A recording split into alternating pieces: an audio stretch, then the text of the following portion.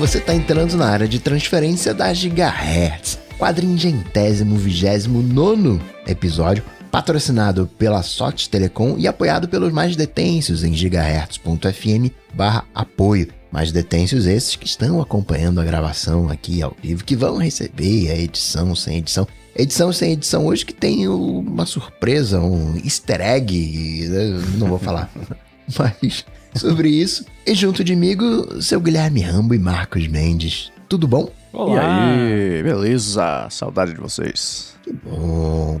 Olha, como é que é esse prêmio IBEST? Pois é, cara. Hoje foi muito curioso, porque eu fui pra academia de manhã, né? Eu já tinha editado a área de trabalho ontem, revisado, era só chegar, esperar um pouquinho e publicar pra ser no começo da tarde. Tava chegando da academia, a Bia me manda uma mensagem. Oh, você sabia que o área de trabalho tá no IBEST desse ano? Eu falei, não. Ela mandou, quem avisou foi o Rubens Padovese. Muito obrigado, Rubens, por ter avisado. Eu entrei lá no site, dei uma espiadinha, eles têm uma lista, sei lá, 200, é bastante podcast que tá indicado. E aí, conforme as pessoas forem votando, até o dia 13 de junho, que os 20 melhores se classificam lá pro Top 20 Brasil, e suponho que, parece MTV, né? E suponho que daí eles escolham pra fazer a premiação. E eu vou repetir o que eu falei no área de trabalho. Eu não tenho a menor expectativa da gente ganhar. Mas vamos ver o quanto vocês conseguem ajudar a gente a subir naquele ranking? Então aqui na descrição do episódio, o primeiro link é para quem quiser votar. Diz que você pode fazer apenas 3 votos por dia em cada categoria, então aparentemente pode votar todo dia. Então para quem estiver ali no banheiro, já viu todo o feed de tudo e quiser votar mais de uma vez também, um a cada dia, a cada 2 dias, quando lembrar, a gente vai lembrar vocês também, não se preocupem. A gente vai agradecer, vai ser interessante ver o quanto a gente vai conseguir pedindo para vocês, ver o quanto sobe ali o podcast. E é claro que se entrasse pelo menos ali no top 20 ia ser muito, muito, muito bacana, deixar a gente muito feliz, porque dá um trabalho do cão fazer todos esses podcasts, especialmente a hora de trabalho, com a pesquisa que a gente faz. Então, se vocês quiserem, a gente vai ficar muito agradecido. E foi uma surpresa muito divertida descobrir, por acaso, porque o Rubens foi lá, viu a lista e falou, olha só. Mas essa lista, ignorância é minha, que é uma coisa bem comum, diga-se de passagem. Não é só você entrar lá e dizer, pô, eu quero votar em fulano, não é uma lista aberta. E uma vez que você vota num novo integrante, ele passa a fazer parte da lista dos votantes. Porque aí, se são 3 votos por dia, poderia entrar um voto pro área de trabalho, um voto pro A Fonte e um voto pro... Olá, Mundo. Olá, Mundo. Completa todo mundo. Eu acho que se der pra fazer isso, aparentemente lá embaixo tem um link, você não tá aqui, cadastra e tal. Então se der pra fazer isso, a gente vai fazer também. Mas obrigado então a quem já colocou pra incluir o área de trabalho no Prêmio Best. Se vocês querem votar, a gente fica muito feliz. Obrigado de antemão a vocês por terem feito isso. Vai ser bacana acompanhar aqui até o dia 13 de junho. Votem lá pra gente ver o que acontece. Valeu. E sobre os resumos, o HP falou sobre isso, não foi? Pois é, tinha passado batido, mas a Apple, pelo menos pra mim, né, eu acho que pra muitos que estão ouvindo não, mas a Apple soltou um paper, basicamente, de machine learning, falando sobre um pouco mais sobre como foi fazer esse lance dos resumos de reviews. Então, só registrando aqui que existe esse artigo e o pessoal pode dar uma lida, a gente vai deixar o link aí. E o que me chamou a atenção, por exemplo, além de várias outras coisas, mas foi o lance que eles citaram especificamente verificação se determinado contexto que está sendo dito ali é sobre o app ou sobre algo consumido através do app. Então, para, por exemplo, um app de comida, o review da comida, que a pessoa invariavelmente acaba postando como review do app, não ir parar no resumo, porque não é sobre o app, é sobre outra coisa. Foi engraçado ouvir na discussão o John Siracusa bem cético sobre a capacidade, não da Apple, dos modelos fazerem esse tipo de diferenciação e especialmente também de spam. Ele ficou bravo porque eles falaram que tem um modelo específico para poder tirar spam, não considerar spam na hora de fazer o resumo nas avaliações da App Store. Porque ele fala, então vocês não usam no iCloud, que passa um monte de spam. Eu sou o Siracusa, eu sou igualzinho ele e por isso que eu me identifiquei com ele também nessa situação. Porque eu também fico assim, tipo, tem uma lista de bullet points. Filtramos para remover spam. Não, pera, como? Como vocês filtraram para remover spam? Porque ninguém consegue filtrar nada para remover spam. O melhor filtro de spam que eu conheço é o do Gmail e ainda assim de vez em quando passa alguma coisa. É raro, mas passa. Então, Apple, vocês resolveram o problema do spam? Então conta pra gente como vocês resolveram o problema do spam. Filtramos pra remover spam. Como? E aí também outra dúvida. Se vocês sabem filtrar spam nos reviews da App Store, vocês estão removendo os comentários que são identificados como spam? Ou a mão esquerda não fala com a mão direita? Tipo, o time que tá fazendo isso aí dos review summaries não vai influenciar o review lá, que pode aparecer ou não, por ser ou não spam. Então eu me irrito também quando listam algo assim que é um tópico gigantesco, como se fosse nada. Tipo, filtramos spam. Mas sabe que eu fico pensando uma coisa que talvez seja uma boa ideia deixar o spam lá, mas só não incluir nos resumos? Porque se eles acharem um jeito de coibir o spam, vai acontecer o quê? Vão achar outro jeito de botar o spam de qualquer jeito. Aparentemente, para computadores é um problema muito difícil de resolver.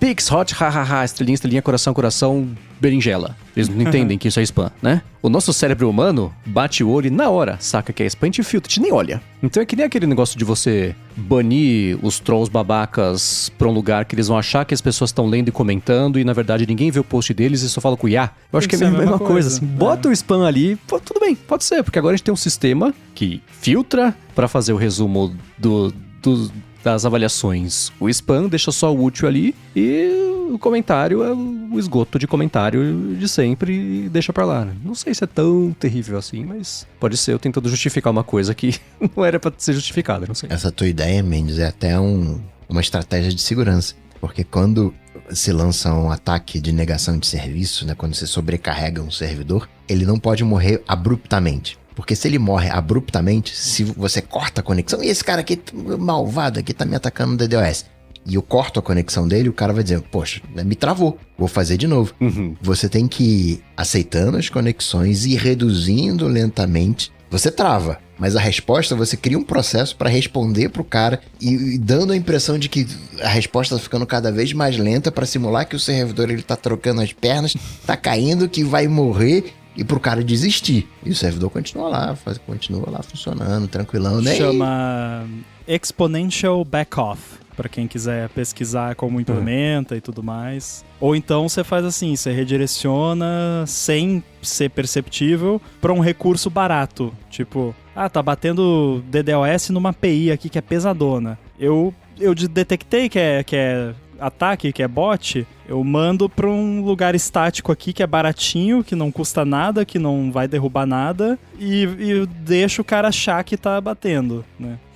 É que isso tá me lembrando, sabe o quê? A história não, né? É a história real da vida do mundo, né? Do Alan Turing, quando achou a forma de quebrar o código dos alemães e nem todo navio era alertado sobre um bombardeio. Então eles sabiam que aquele navio, às 3 da tarde, no mar não sei onde, ia ser bombardeado, ia morrer gente, mas se eles alertassem, os alemães saberiam que o código tinha sido quebrado e iam mudar o jeito de, né? Então, é isso, né? Você toma esse tipo de decisão pra fingir, claro, teve que um dilema outra desse, dimensão, né? Aquela história do FBI lá, que tomou conta do app de mensagem criptografada que os bandidos usavam, e aí a galera combinando de ir lá matar o cara pelo negócio, e aí eles, e agora? A gente intervém? Não? E aí no fim eles acabaram intervindo, porque, né? E aí aos poucos a galera foi sacando, tipo, não, peraí, mas a gente combinou o negócio e de algum jeito a pessoa que era o alvo foi avisado por alguém pra não tá lá. E aí o que aconteceu? Começaram a desconfiar uns dos outros. E aí, você dedurou lá que a gente ia matar o cara, agora eu vou matar você. E aí o FBI ia lá e avisava o cara. E aí virou uma bola de neve que no fim eles tiveram que parar com o negócio, porque, gente, não vai dar. A gente virou... Eles tinham, sei lá, centenas de pessoas 24/7 vendo as mensagens lá do negócio pra ver quando ia matar alguém, pra ir lá, pra impedir. E daí cada morte que eles impediam gerava mais 3 hits de outras pessoas, porque achavam que eram as pessoas que tinham dedurado. Então, não dá. Esse tipo de coisa vira uma bola de neve. Ataque de pirâmide. Exatamente. E outra coisa, Gmail e e-mail é outra coisa. Todo mundo usa um sistema de e-mail. Gmail é outra coisa. Eu posso fazer isso ou não, mas Quando eu mando e-mail em massa, eu divido em 2 lotes. Eu pego os meus melhores leitores. O que são os meus melhores leitores? A galera mais engajada, que lê do início ao fim, que clica nas coisas. Mando pra essa galera. Aí o Gmail entende. Esse e-mail aqui é na moral. Os caras leram esse e-mail. Aí depois eu largo pro outro lote, os outros 90%. Que aí o Gmail, né, dá aquela... Né, esse é um dos segredos para eu ter uma boa taxa comparativamente com o mercado de e-mail. Então o Gmail faz trocentas coisas. Se você sabe exatamente o que ele faz, né, fica fácil. Não é que o spam do Gmail funciona muito bem. O spam do Gmail é uma porcaria. Para os primeiros 5, 10 e-mails mandados. Depois ele... Opa, pô, esse cara aqui... Os boi de piranha. Esse aqui é spam. Aí todo mundo é travado. Então ele é ruim para os primeiros. Para os outros ele é bom. Então é sempre vantagem de conhecer as tecnologias. Você faz falhar com sucesso.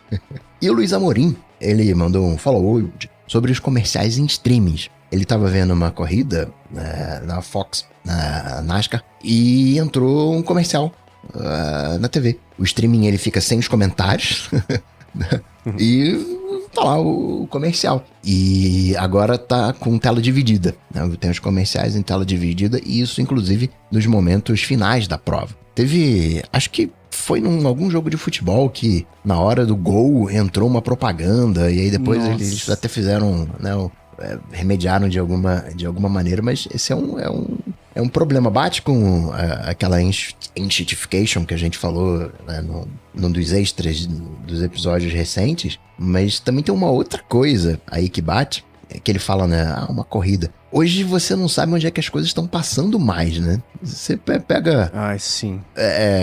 Minha mãe, eu quero assistir aqui Minha mãe não gosta de futebol, mas enfim, vocês entenderam o dilema. Minha mãe quer assistir o jogo de futebol, um jogo de basquete, onde é que tá passando? Não tem mais essa informação de uma maneira disponível tão facilmente. Aquele conteúdo de TV, né, de filme. Tem uns sites ali, né, o Just Watch da vida, que ajuda a orientar. Mas essas coisas esportivas onde é que eu assisto? Né? Assim, é um problema a ser resolvido. E ainda vem com os comerciais. O problema a ser resolvido pra mim dessas coisas esportivas é onde é que eu não assisto.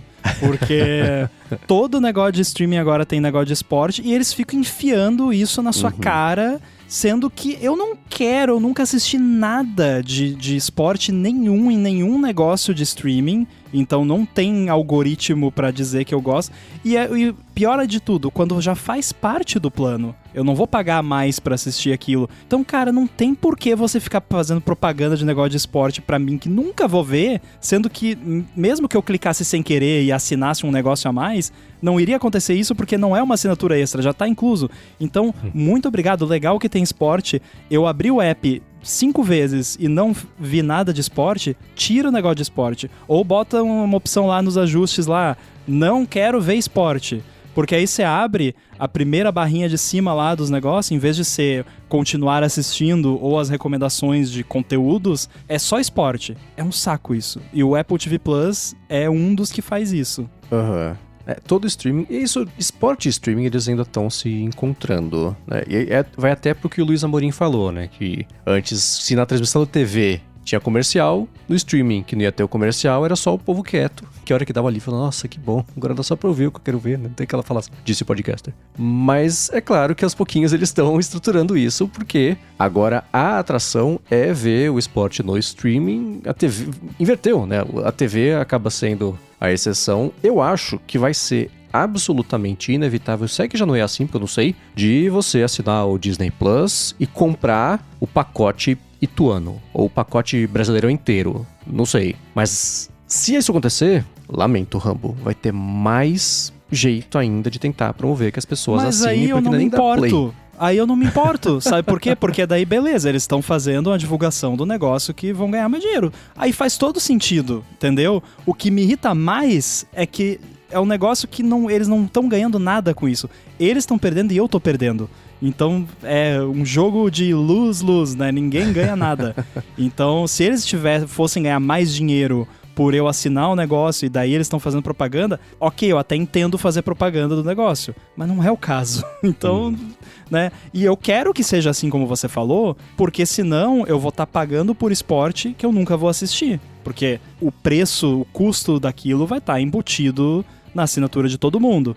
E se não estiver dando conta, vão aumentar ainda mais o preço das assinaturas, que já estão absurdos. Sim. Então, cobra a parte. Quem quer assistir esporte, paga pra assistir o esporte. Faz um plano só de esporte. Ah, eu não quero assistir, sei lá, galinha pintadinha, só quero assistir futebol. Bota lá o plano só futebol, sem galinha pintadinha. Pronto. Inventamos a TV a cabo. E essa... já é assim faz tempo. E esses streamings esportivos, eles são responsáveis hoje por reacender o combate à pirataria. Durante um bom tempo, a pirataria tinha um grande estigma que eram os lançamentos de cinema. Aí resolvendo criptografar os lançamentos de cinema, deu uma quietada. Embora no final do ano passado eles conseguiram, sabe-se lá como, mas conseguiram quebrar. Tem algumas coisas que estão vazando hoje e uma hora vão em cima, ainda não chegou na... Ainda estão entendendo o que está acontecendo. Se tiveram acesso a um provedor, né? O provedor não, o projetor, né? O que os caras estão conseguindo fazer. Mas outro problema grave é essa parte esportiva, porque essa parte esportiva, ela só tem, digamos, interesse no momento. Se você conseguir, né, piratear aquele conteúdo ali na hora, você não vai ver de novo. E uma das coisas que faz sobreviver os filmes e tudo mais, né? A grande conclusão hoje é que pirataria para as grandes coisas não faz diferença, porque no longo prazo você acaba compensando. Você... É um jogo que você pirateia, mas a galera do jogo acaba comprando o jogo depois. Você assiste um filme que não deveria, mas você acaba falando daquele filme e promovendo. Então, porque nem todo mundo que consome aquele conteúdo pirata vai pagar por aquele conteúdo pirata, e aí ele acaba divulgando, incentivando que outras pessoas assistam. Então, que foi um dos motivos da Europa não entrar no sopa-pipa lá naquela época dos Estados Unidos, que eles fizeram. Peraí, vamos entender o que é isso aqui? E aí viram, cara, dá a diferença aqui de 5%, 10%. Né? Os lançamentos de cinema tem ali uns 50%, mas quando você coloca no longo prazo, não faz diferença, que a Europa ficou mais aliviada. E hoje você tem, né, aquelas... as caixas, né, TV por IP, onde você tem trocentos canais e a galera tá em cima, em parceria com a Europa, porque tem o campeonato europeu, que o cara quer grana, licenciou aqui. Teve acho que foi o campeonato francês que tava sendo transmitido aqui no Brasil. Aí a galera da França tava fazendo VPN pro Brasil para assistir no YouTube aqui. E travaram o negócio, porque... Né? Eu vi. Não foi isso aí que tiraram o Cloudflare do ar na Itália, se eu não me engano. Sim, exatamente. Pode crer. Não, na Espanha, recentemente, derrubaram não o site do Cloudflare, derrubaram o Cloudflare inteiro. Tudo que era Cloudflare saiu do ar. Ou seja... Não, na verdade, não é que, tipo, teve um momento... É assim, quando tá tendo jogo do negócio, tudo que é do Cloudflare sai do ar. Nossa. Por conta de determinação judicial. E aí você quer acessar os podcasts da Gigahertz, no horário lá, não consegue porque o Cloudflare tá fora do ar. Tá todo mundo usando VPN agora. Não sei se tá assim ainda, acho que já caiu isso aí, mas enfim. Ou acabou o campeonato. Agora, esse lance da pirataria, você falou que tá reacendendo o combate à pirataria. Eu acho que o entitification dos streamings tá reacendendo a pirataria. 100%. Porque daqui a pouco eu vou começar a piratear coisa. Porque o meu lance da pirataria é o seguinte. Se você me oferece um jeito conveniente e um preço justo para eu consumir um conteúdo, eu vou pagar e vou consumir aquele conteúdo. Começou a colocar obstáculo, começou a ficar inconveniente ou absurdo de caro, um preço injusto, se a pirataria tiver mais conveniente, eu vou pra pirataria, eu não tô nem aí. Pode me prender, tô falando aqui. Não prende não. Mas assim, é a realidade, né? Quando vou assistir um negócio ali que eu tô pagando e tem 5 minutos de comercial antes que não dá pra pular, pirataria, meu filho. Não vou nem pensar 2 vezes. E o que eu percebi é que nos últimos anos deu uma boa secada em filme de catálogo. Tá dificílimo achar, mesmo no Just Watch, que seria a última opção, né? Ou é VPN ou é pirataria. Esses dias... Cara, sempre tem tudo que eu quero assistir, sempre tem no Hulu. Dá uma raiva. Sempre. Tudo tem lá. O único que não tem aqui é o sempre tem tudo que eu quero ver. A gente começou a ver aquele Your Friends and Neighbors do Apple TV Plus, e tem a Amanda Peet, a atriz, né? Ela faz a ex-mulher do bonitão lá. Aí eu falei pra ela, você já viu? Ela tá no Meu Vizinho Mafioso, super jovem, que tem o Chandler, o Bruce Willis. Eu falei, nunca vi. Eu falei, putz, vamos ver. Não tem lugar nenhum. Aí eu falei, tá aí Bruce Willis, sabe o filme que eu queria rever, que faz muito tempo que eu não vejo? O Quinto Elemento. Vamos ver? Vamos. Não tem lugar nenhum pra ver. Tem que achar uma lojinha de Blu-ray, DVD, cara, sei lá. Difícil. Como que o Quinto Elemento não tem nenhum lugar pra ver, né? Não é um filme né? Aí é mais nichado, tudo bem. Eu queria ver Logan's Run, que tem uma cena do último episódio de Severance, que tem ali uma referência. Eu sabia da referência e queria ver o filme, né? Lugar nenhum também, né? Glengarry Glen Ross, estreou agora na Broadway. Vamos ver, vamos. Não tem também. Outra uma sequência muito azarada, mas eu acho que filme de catálogo velho, o próprio The West Wing saiu do HBO Max dos Estados Unidos. Eles fizeram uma limpa de licenciamento, tava muito caro pra eles e não renovaram. Sumiu do streaming de lá, hein? Sumiu, não tem lugar do mundo agora pra ver. Então, tá difícil. Pois é, a gente tá... Eu tô revendo e o Rafa tá vendo pela primeira vez os filmes do Todo Mundo em Pânico. Vai ter um novo agora. E aí assistimos o 1, o 2, o 3. Eu acho que eu aluguei no iTunes lá, tinha. O 4 não tem em lugar nenhum. Tem o 1, o 2, o 3 e o 5. O 4, especificamente... Sabe aonde eu achei? Vocês vão rir. No app do Mercado Livre. Olha! O Mercado Livre tem streaming agora, mas sabe qual é o problema? Não tem AirPlay. Não tem AirPlay no app do Mercado Livre, que é um app de streaming de mídia, e não tem app pra Apple TV. Ou seja, não dá pra assistir, porque eu não vou assistir no iPhone. Né? Ó, a gente sabe que pelo menos uma pessoa que escuta aqui o ADT trabalha no Mercado Livre. Então cabe a você, na próxima reunião, levantar esse ponto. Isso Se é você uma conseguir vergonha. Fazer... Isso é uma vergonha. Um app de streaming não tem AirPlay. Tem o botãozinho de Chromecast lá, usando o ícone, inclusive, que não se usa no iOS. Aquele ícone lá é proibido no iOS, me dá nojo de ver aquele ícone. Então, por favor, AirPlay, app de streaming tem que ter AirPlay no iOS. Se não tiver AirPlay, não é um app de streaming. Você aí que trabalha no Mercado Livre, deveria se sentir envergonhado.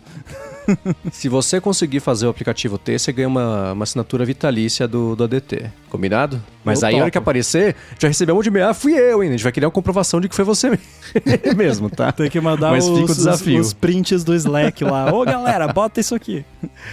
Então tá bom. E sim, Eduardo, foi uma referência ao Boris Casoy. Que bom que alguém pegou.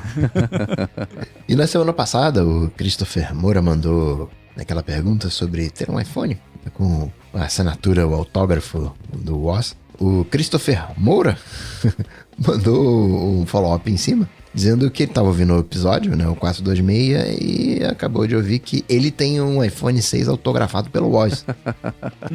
Brincadeiras à parte, porque é um homônimo, né, que também é ouvinte do ADT. No primeiro momento ele ficou preocupado, ele mora em Portugal há 6 anos, e teve, coisa de uns 2 anos atrás, alguém usando o nome e a foto dele, e tentou dar um golpe em alguns conhecidos e familiares que vivem aqui no Brasil, né, entrando em contato pelo WhatsApp. Então, fica atento aí, se for comprar alguma coisa dele, tome cuidado. Mas, vários Christopher Moura.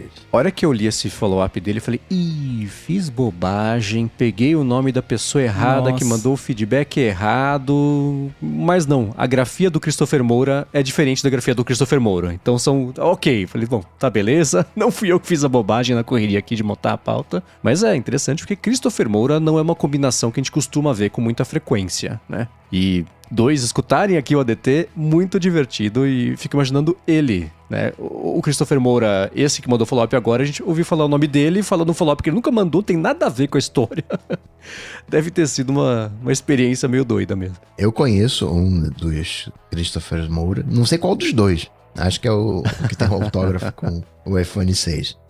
O Cláudio Sartal tá acompanhando, viu? Fala assim: fato divertido, o West Wing, apesar de ser bem antigo, tem muita disponibilidade no torrent, o que é raridade. Falou que tem toda a cara de ser da galera que tenta assistir e não tem em nenhum outro lugar. E é isso mesmo. Mesmo quando tava lá no HBO Max, era só Estados Unidos. O resto do mundo, em lugar nenhum, dava pra ver, agora nem lá. E especialmente agora que ideais democráticos vão ficar mais em voga, e The West Wing é uma bela fantasia democrática, vai ficar mais... Vão piratear mais. Acho que nos próximos 4 anos a demanda por The West Wing deve aumentar bastante. Ainda tem uma tristeza, viu? Hoje em dia fala, nossa, que distância, né? Mas ficção e realidade tem a diferença mesmo, né? Tem jeito.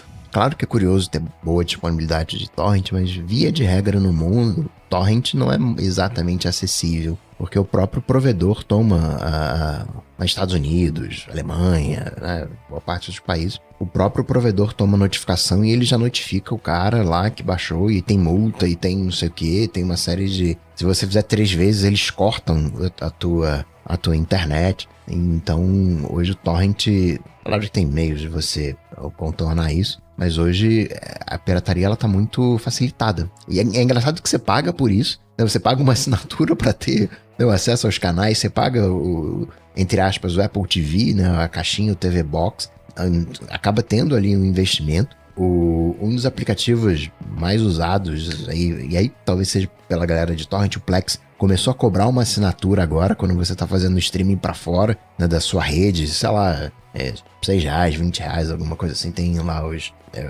os planos. Então, é engraçado, né, que geralmente pirataria é uma coisa, entre aspas, gratuita, mas pra você consumir você tem que pagar, né? E o cara que usa Plex, ele tem uma máquina, ele tem uma infraestrutura, ele tem ali alguma coisa para armazenar isso também, tem... Então acaba que você gasta dinheiro, né? E o Plex, se eu não me engano, o lifetime dele é coisa de R$1.000, R$2.000. É caro, né? Ou assim, para você comprar. É o preço de uma Apple TV. É o preço de, sei lá, o quê?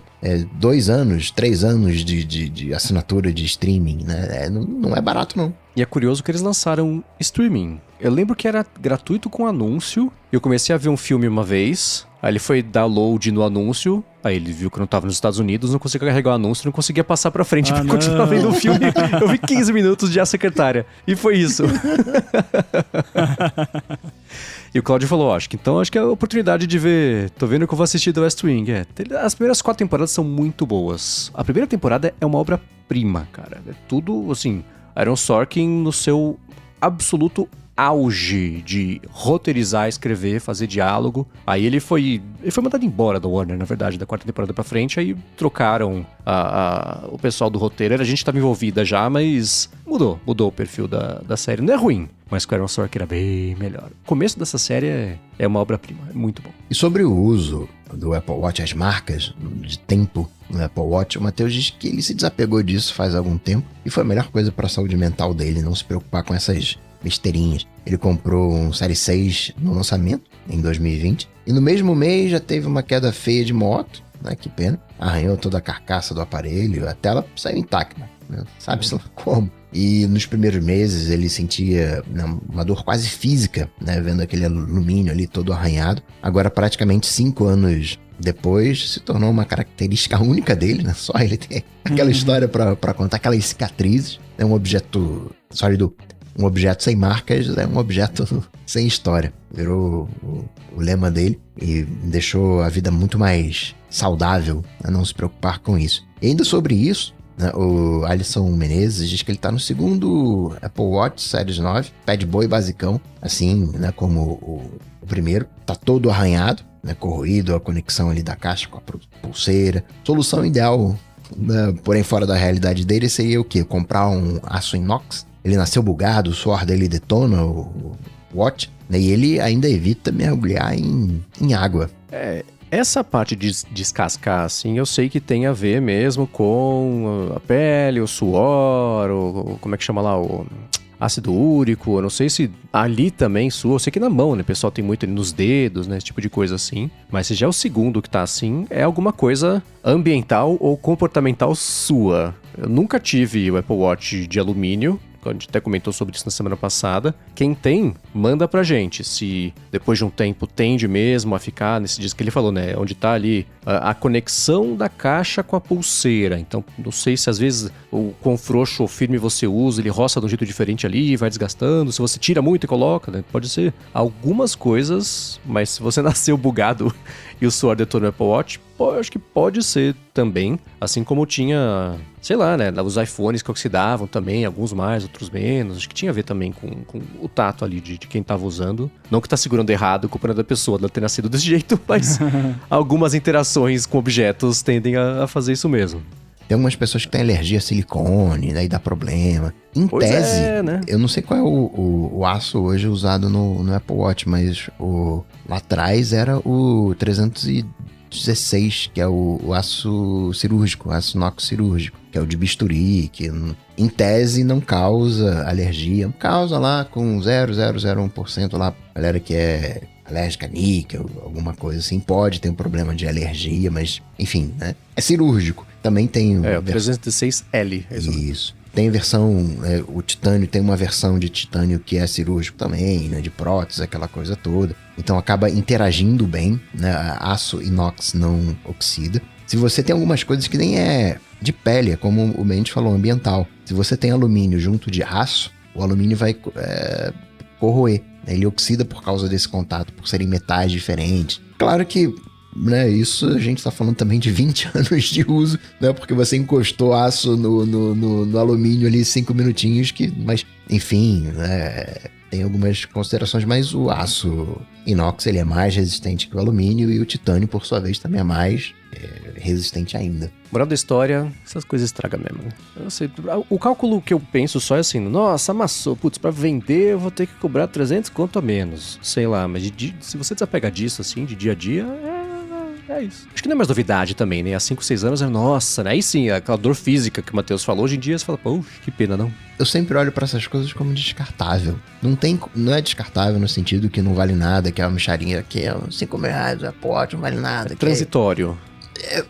Porque como é que você vende um Apple Watch depois de 10 anos? Não, vou guardar. Como aqui. vintage.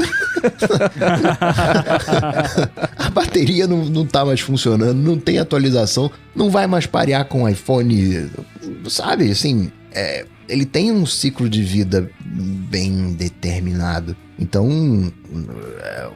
né? Claro, vamos cuidar, vai vender ali depois de 2, 3 anos, vamos ter cuidado. Mas pra mim, na minha cabeça, são...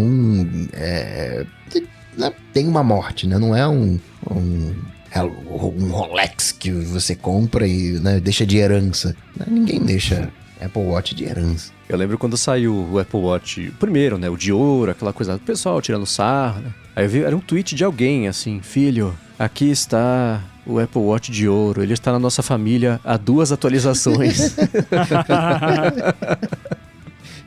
E sobre os teclados, né?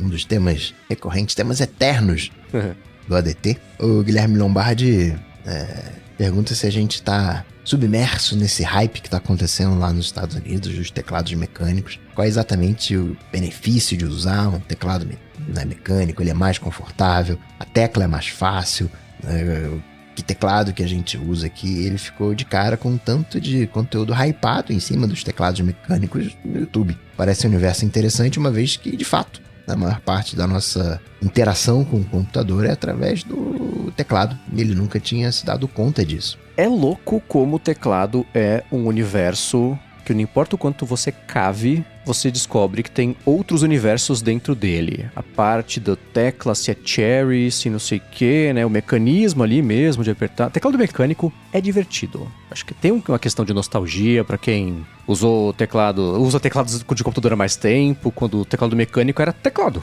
né? Era assim, o teclado só existia esse tipo, né? Basicamente. E tem muito lance de customização também. E é coisa de americano, porque lá é barato. Você compra um teclado mecânico por, sei lá, 80, 100 dólares nos Estados Unidos, é uma coisa. Comprar por 100 dólares aqui é metade do salário mínimo. Não tem, é diferente, né? A proporção do que é, o quanto custa de verdade ali no dia a dia você comprar lá. Então, é por isso que o americano tem um monte de tralha. Porque pra eles é fácil. E acho que o teclado entra meio nisso, assim. É divertido, até o pessoal do do it yourself pega o teclado, compra o mecanismo, imprime a teclinha pra poder fazer como quer, ou então tem site. O objetivo do site é vender tecla. Você customiza como você quiser, a cor, qual que é o glifo que você quer. É um universo muito legal de customização. Se eu morasse lá, eu certamente teria um teclado mecânico mó legal. Como não é o caso?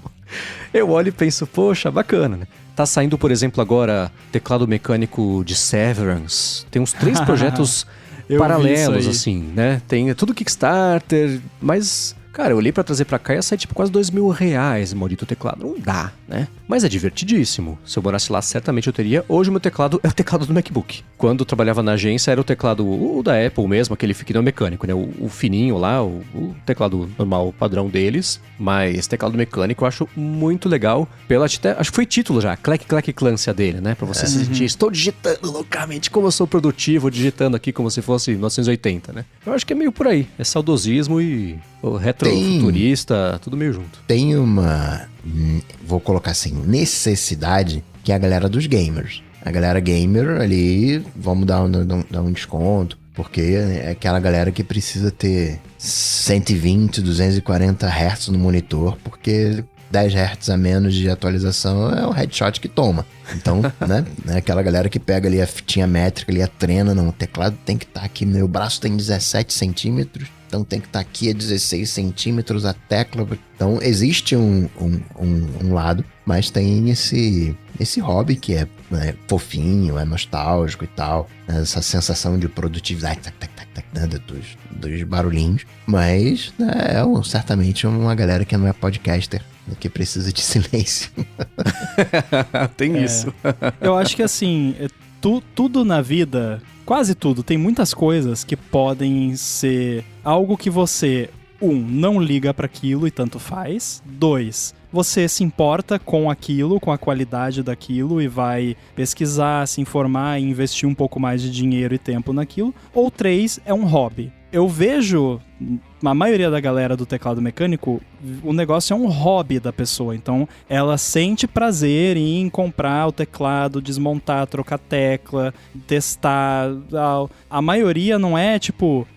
eu me importo muito com a qualidade do meu teclado, então eu vou investir em um teclado de alta qualidade, que muitos deles são de fato de alta qualidade. Mas não é só isso, a pessoa de fato tem um hobby daquilo. E eu não tô falando isso de forma negativa, eu acho mó maneiro, mas é só pra talvez pro Guilherme entender que o que você vê do hype, que não é hype, é um hobby que já existe há muito tempo. É hobby, não é que existe algum grande ganho de produtividade que você vai ter por usar um teclado específico. Claro que pode acontecer, mas não é por isso que essa galera é apaixonada por esses teclados, é porque é hobby. E aí, tanto faz, tipo, galera vai comprando o teclado. O Mike lá do Relay FM faz... Sim. Streaming no Twitch, desmontando o teclado, montando, trocando tecla, aquela coisa. Então é hobby, e é um hobby caro. Como muitos hobbies são, né? Quanto mais especializado mais caro acaba saindo. E esse é um bom ponto, né? Você pega pra qualquer coisa, pra relógio. Esse aqui, o mecanismo, se você olhar, ele é maquinado de um jeito diferente aqui, porque depois não sei quantos anos vai desgastando. Pra quem não se importa, fala, poxa...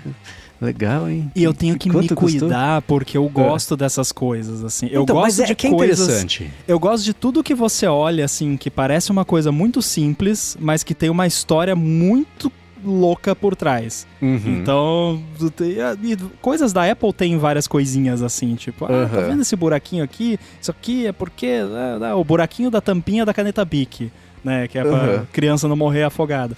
Mas enfim, eu gosto dessas coisas, então por isso que eu procuro evitar contato com essas coisas, porque senão eu vou começar a gostar disso, vou começar a gastar dinheiro com isso, melhor não.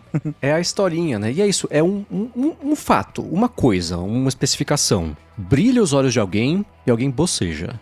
É a mesma coisa, apela. Às vezes eu chego pra lá e vou contar uma coisa que eu achei super interessante. Você vê ela morrendo por dentro enquanto eu tô contando, assim. Não tem o menor interesse. Cara, que loucura, né? E tudo bem. Ela não tá errada, não tá errada. É só... Vida de casal é meio assim, né? É. Então é isso. Apela mais para algumas pessoas. Eu tenho certeza que se você perguntar pros ultra entusiastas de teclado mecânico, é que nem entusiasta de vitrola. Não, porque, poxa, se você é o lance do ritual e tem as frequências, o teclado é a mesma coisa. Não, porque se você vai entrar no flow, vai pegar o debounce da tecla, faz você errar menos e por isso você... Blá, blá, blá. A pessoa se... Tipo... Tem motivo pra eu estar gastando esse monte de dinheiro. Cara, não tem, você só gosta. E não tem que inventar desculpa, não tem que inventar justificativa. Seja feliz, a grana é sua, o interesse é seu. É que nem o pessoal do áudio que jura que consegue escutar a diferença entre um áudio lossless e um áudio não lossless, que ninguém consegue escutar a diferença. É que nem sei lá, aqueles testes que o pessoal faz de prova cega de vinho. Daí bota um monte de vinho barato, um monte de vinho caro, e bota alguém pra testar e a pessoa gosta dos vinhos mais baratos, sem saber. O Augusto aqui. Ih, rapaz, o Marco acertou 2 vezes em mim. Ninguém aqui tá criticando ninguém. Só pra Exatamente, claro. que fique muito claro. Exato. Só porque o Guilherme veio com essa questão, talvez achando que tinha algum benefício além de ser um hobby. Ser feliz. É ser feliz, exatamente. O teclado mecânico ele é melhor do que o Apple Watch, porque as teclas duram não sei quantos milhões de anos, né? Bem mais resistente que um teclado comum. Isso significa que teclado mecânico pode ser passado de geração para geração. Pode entrar. Aí, tá vendo? Pode entrar na herança. Eu acho que é o John Gruber que tem umas caixas do teclado Apple, EDB, whatever lá. Sim. Que é o que ele usa até hoje, teclado de 40 anos, e ele tá lá. É o teclado dele. O Syracuse também, não? Ou será que o Syracuse achava que era o Gruber? Não sei. Um dos Isso dois tem cabeçudos. cara de Syracuse. Tem. Sim. O Syracuse tem um. É o mesmo. Que ele deve limpar fim de semana. Tudo. Tem gente e Augusto que... tá falando que eu também gosto de vinil. Eu brinquei da vitrola, eu apontei pra quem tá vendo a gravação, apontei na direção da vitrola que eu tenho em casa aqui, né? Então... Tem gente que gosta de lavar carro todo final de semana, lava o carro lá, né? Dá aquela moral no carro. Tem gente, eu conheço gente que faz aplicativo pra limpar teclado, né? Olha só. Pois é. E sobre o Magic Mouse, o Matheus diz que ele usa um já há 3 anos. Até o momento, nenhum indício de uma lesão por esforço repetitivo. O único ponto negativo é que tem que carregar de cabeça pra baixo. Mas com o tempo, né, a bateria vai se degradando e depois de alguns longos anos a única alternativa é o descarte. Tá vendo aí, ó?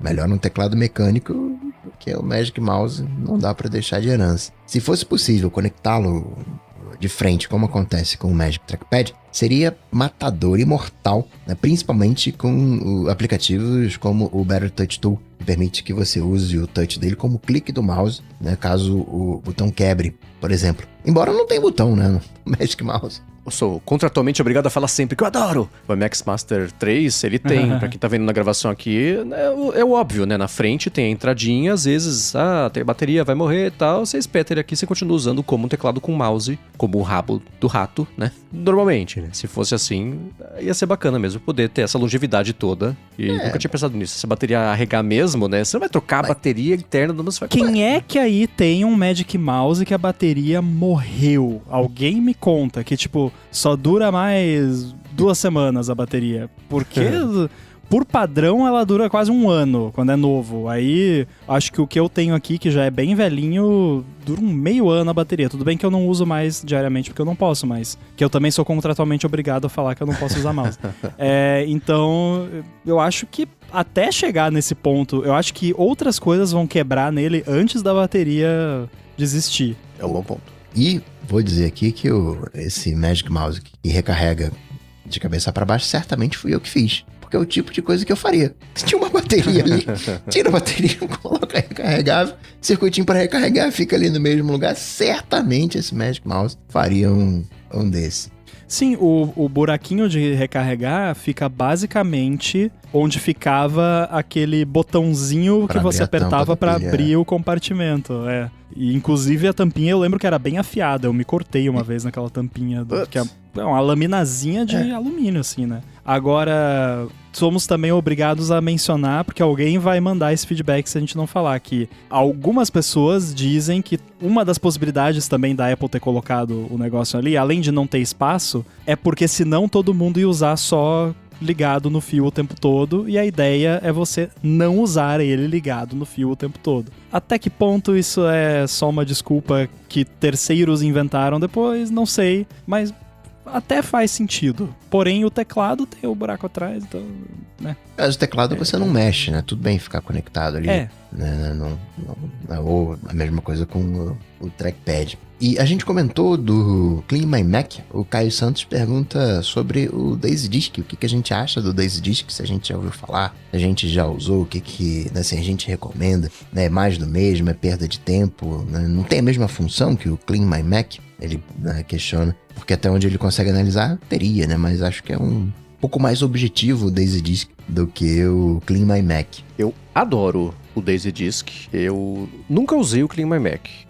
Dentre os dois, por pura preferência de layout, eu olhei e falei, o DaisyDisk parece ser mais interessante. E ele tem um método de visualização de dados que é muito legal. É um gráfico circular radial com blocos e colunas que tem o tamanho correspondente a quanto espaço aquilo está ocupando no seu Mac.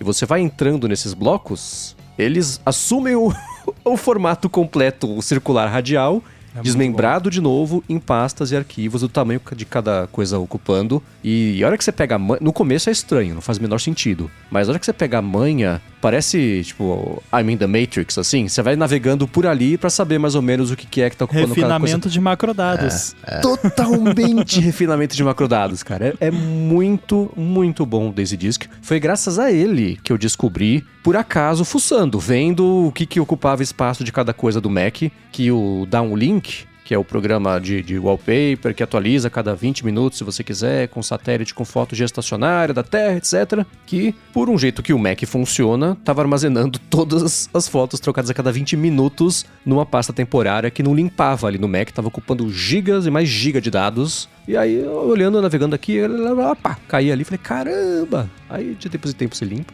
e tá tudo resolvido. O DaisyDisk é uma excelente compra para quem precisa com frequência ficar de olho, e não só ficar de olho, e fazer algumas limpezas no Mac, porque o fluxo de trabalho de cada pessoa é diferente, né? Então recomendo demais. Não preciso acrescentar nada, recomendo também. Mas vale lembrar o seguinte, a função, comparar o DaisyDisk com o Clean My Mac é comparar uma calculadora, um aplicativo de calculadora, com o Excel, digamos, mas enfim. São coisas completamente diferentes. O DaisyDisk, eles têm a função de localizar os arquivos que estão ocupando mais espaço. Quando você quer obter, quem está ocupando mais espaço? Qual é a pasta aqui? Pô, é a minha pasta pessoal, mas tá. O que tem dentro dela? Documentos. E aí você vai navegando. O objetivo é achar as pastas, quem ocupa mais espaço. Essa é a pergunta que o DaisyDisk vai resolver.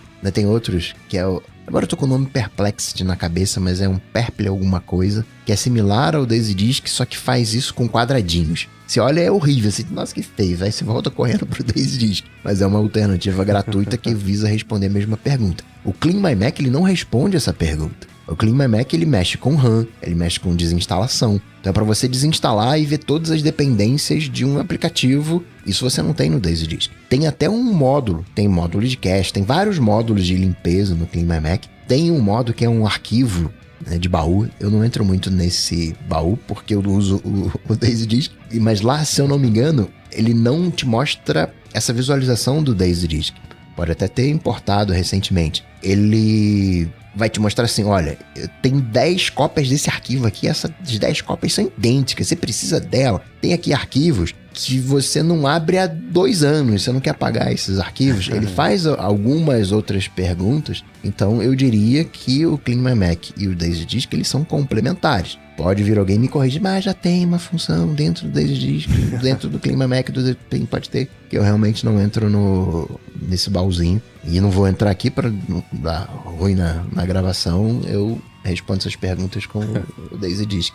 O Ian Frossard falou que é o Grand Perspective. Isso, eu sabia que era um perla. Isso aí. Usei por muito tempo. Mas é feio, né? Porém feio. Não é bonito não. Bom, agora a gente vai falar sobre o Google, que vai acabar, mas antes disso, tirar um minuto aqui do episódio. para agradecer a Sotes Telecom, que está de volta como patrocinadora do Área de Transferência. A Sotes Telecom é uma operadora de voz e dados que oferece solução de telefonia para empresas, e ela tem um serviço de PBX na nuvem, que é a solução perfeita para empresas terem mobilidade e facilidade de instalação de ramais e linhas telefônicas. Com o PBX em nuvem da Sotes Telecom, você implementa ramais na sua empresa totalmente pela internet, sem precisar de nova fiação, e ela dispõe de uma série de ferramentas de gerenciamento, como por exemplo, um painel de relatórios online para você acompanhar as métricas de ligações das suas equipes. Além disso, com o PBX em nuvem da Sotes Telecom, você tem custo zero na comunicação entre a matriz e as filiais, oferece a possibilidade de integração com o Teams da Microsoft, além da facilidade para administrar os ramais e ter acesso às métricas de ligações da equipe. Você ainda economiza com a comunicação interna. Outra coisa legal é que em várias regiões de São Paulo, a Sotes Telecom oferece um link dedicado em fibra ótica para as empresas. Então, para você que está procurando qualidade de serviço, flexibilidade e baixos investimentos nos serviços de voz, entre em contato com a Sotes Telecom que eles vão te ajudar. Acesse o site que é sotes.com.br, sothis.com.br, ou então entre em contato com eles no Facebook ou no Instagram pelo @Sotes Telecom. Fala que você é um ouvinte do ADT e dá o primeiro passo para resolver a telefonia IP e a comunicação da sua empresa. Muito obrigado à Sotes Telecom pelo patrocínio do ADT e pelo apoio a toda a GHz. Valeu! Pois então, Mendes, o Google vai acabar? Não, a Apple falou que o Google vai acabar, o EdQ vai cortar a cabeça do Google. O que aconteceu? Hoje o EdQ tentou tirar a maior cartola, o maior coelho da cartola. A cartola do coelho ia ser um truque bem nojento da carreira dele. Porque tá rolando processo anticompetitivo lá do Google, e a gente já falou algumas vezes sobre isso aqui. É uma história comprida, o detalhe vai estar na descrição, tá? E o EdQ foi lá pra depor em relação à parceria não, né? O acordo que a Apple tem com o Google, e a Apple fatura lá uns bons 20 bilhões de dólares por ano pelo fato do Google ser o buscador padrão do Safari. O Google repassa uma parte do que ele ganha com isso para a Apple. É daí que vem toda essa grana. Essencialmente, o EdQ falou o seguinte: olha, a gente vai falar aqui de ponto a ponto, é uma matéria super interessante da Bloomberg que a gente vai detalhar aqui, mas ele falou assim: se você for parar para pensar, o iPhone, ninguém vai ter iPhone daqui a uns 10 anos. E a pesquisa do Google, se parar, tá morrendo também. Então deixa, isso aí não importa não é anticompetitivo não olha pra isso não. Eu falei, olha que malandro, cara. Mas aconteceu o seguinte, né? Hoje ele depois lá, por conta do depoimento dele, as ações do Google hoje despencaram 8%, 9%, porque foi a primeira vez que oficialmente, sob juramento, apesar de um outro executivo da Apple ter mentido sob juramento, né? Não quer dizer muita coisa. Mas o EdQ, ele ser preso ia ser outra coisa, né? Sob juramento, primeira confirmação de que a Apple está buscando alternativas ao Google como buscador do Safari, e uma alternativa muito forte que eles estão investigando é a adoção de IA com parcerias. Eles olharam as parcerias não só com a OpenAI, que já está em vigor, mas também com Perplexity, com Anthropic. Então é uma coisa enorme. Ele falou também que o Safari, pela primeira vez em muito tempo, recentemente, viu uma queda no uso. As pessoas, né, estão usando menos, e isso é por conta dos mecanismos de resposta de IA que estão engolindo e vão, inevitavelmente, faz 2 anos que eu falo sobre isso, engolir o mercado de busca legado, né? Porque as vantagens são óbvias, com o problema, o asterisco gigantesco de que ninguém sabe como é que vai ficar da internet a hora que isso acontecer. Hora que isso acontecer. Então, no depoimento do EdQ, ele falou que a Apple está ativamente buscando reformular o Safari para era, basicamente, da IA. Foi no mês passado, ele falou que no mês passado o Safari viu uma queda pela primeira vez, e ele disse que é por conta das pessoas usando IA. E ele falou que ele acredita que os provedores de busca de IA, e aí sim, né, os estudos que eu comentei agora há pouquinho, eles vão, no fim das contas, substituir os motores de busca padrão, como, por exemplo, o Google. Então o Google apoiou dos dois lados nesse depoimento, né? E ele falou que acha, e é óbvio isso, né, que a Apple vai trazer isso como opção no futuro. Falou que não deve ser o padrão, pelo menos não por enquanto. É óbvio que em 2035, quando ninguém tiver iPhone mais, vai ser o padrão, né? E ele disse que essa é a primeira vez que apareceu uma coisa que tá chacoalhando o mercado de buscas em muito tempo, ninguém sabe como é que vai ser, então a Apple, é óbvio que ela não tem como saber também como é que vai ser, porque tá tudo ainda se estabelecendo, né? Aí foi aí, por conta desse depoimento todo, que as ações da Alphabet caíram, bateu quase 10%, né? Ele falou também que a Apple pensou em fazer um acordo para usar a IA do Google quando foi lançar a Apple Intelligence, mas ele não detalhou isso, mas que o Google pediu um monte de coisa que a Apple se recusou a fazer, provavelmente de repassar dados, perfilar usuários para entrega de propaganda direcionada, esse tipo de coisa. E aí, quando eles bateram na porta da OpenAI para falar sobre isso, a OpenAI não exigiu, não tentou fazer a Apple ceder esses mesmos dados, e eles foram lá para a OpenAI, né? Ele falou que a Apple também olhou até para o DeepSeek, por exemplo, para o Grok. Aí eu não tenho certeza se foi o Grok do Elon Musk com K ou com Q, mas estão dizendo o Grok, né? Não, foi da XAI, então tô vendo aqui a transcrição, foi o Grok mesmo da XAI, que é muito bom, tá? Tirando toda a bagagem nojenta que a gente sabe que existe, né? Ele pensa num vácuo, um modelo, ele é bom. Então a Apple olhou pra ele, mas dificilmente teria feito a parceria pelo contexto todo, né? Então foi um depoimento forte sobre o lance de 2035. Ele falou sobre como a evolução toda do mercado, se você for considerar a parte de acessórios, etc., que as pessoas também nem precisam ter um iPhone 2035, né? Um depoimento curioso, mas quando eu penso sobre esse espectro de que, justiça, isso nem é muito significativo. O maior produto da história, com o maior buscador da história, não é significativo. Vai mudar tudo. Deixa a gente faturar os nossos 20 bilhõezinhos aqui, que isso vai ser troco de pão dentro de uma década. Então, acho que o contexto é esse. E aí?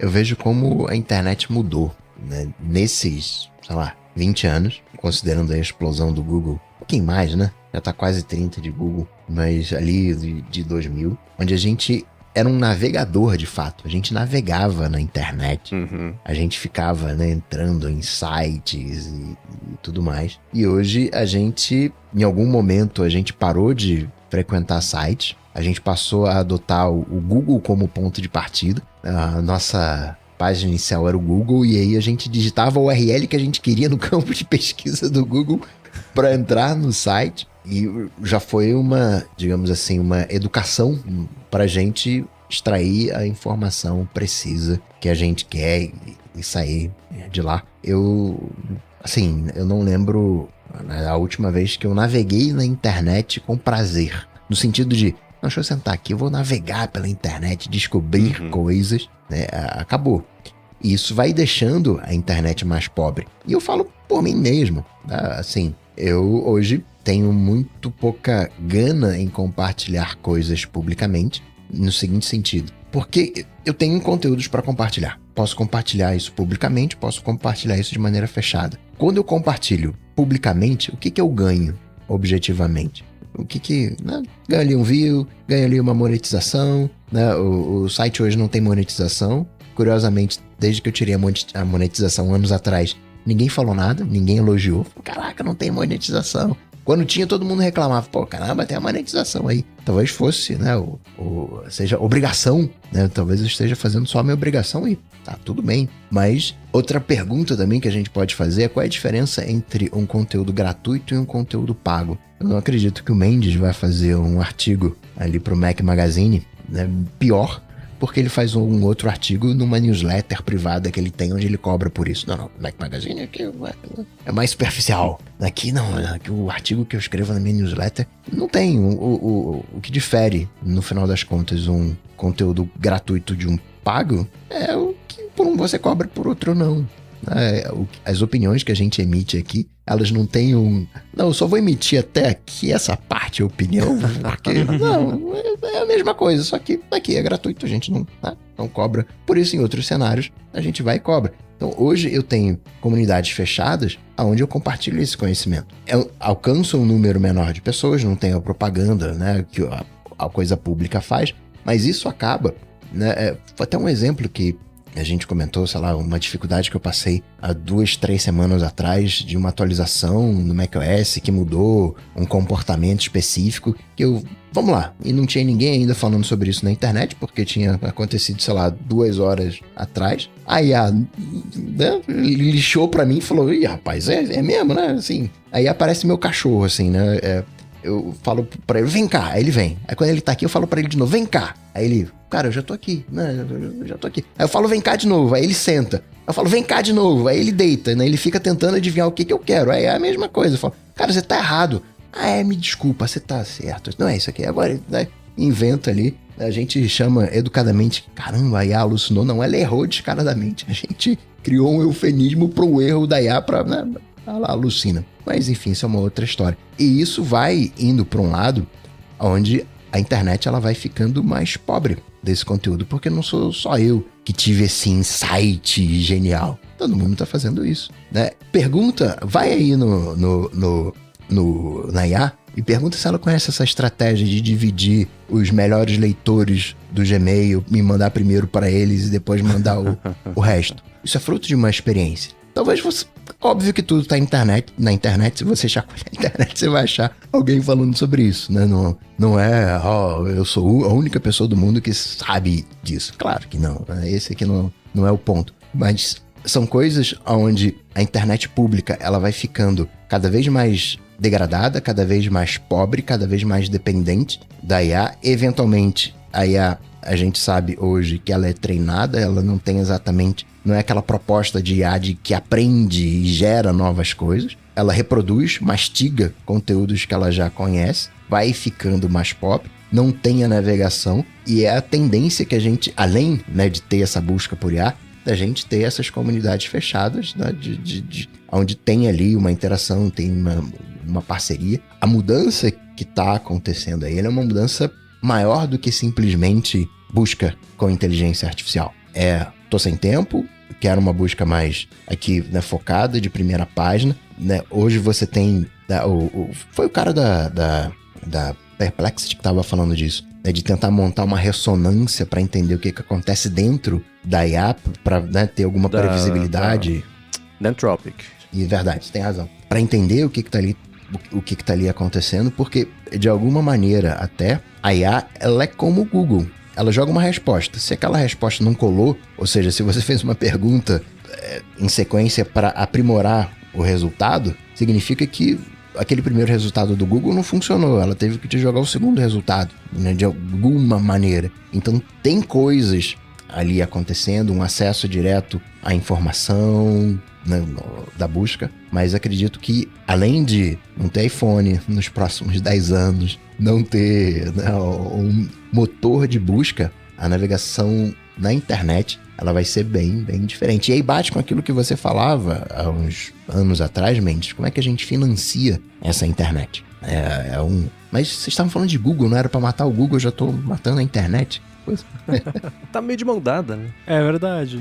Eu acho que não tem como prever exatamente o que vai acontecer, senão a gente estaria muito milionário, né? Se a gente tivesse essa habilidade. Mas não adianta, a coisa não vai continuar do jeito que tá, e essa mudança no uso do Safari que foi mencionada, eu acho que provavelmente a maioria das pessoas que escuta aqui percebeu no seu uso diário. Se eu for pegar assim, pensar em quantas vezes eu abri o Safari por dia para fazer uma pesquisa no Google há um ano atrás. Hoje em dia, eu chuto que diminuiu uns 70% essa quantidade de vezes, porque muita coisa agora é mais fácil. Eu ir no app do ChatGPT, que já tem o atalho de teclado global aqui, eu só aperto Option espaço, pergunto o que eu quero, e na maioria das vezes ele já dá a resposta. E aí, se eu quiser refinar e tal, tem algumas coisas de código ainda que eu já comentei aqui que ainda não estão 100%.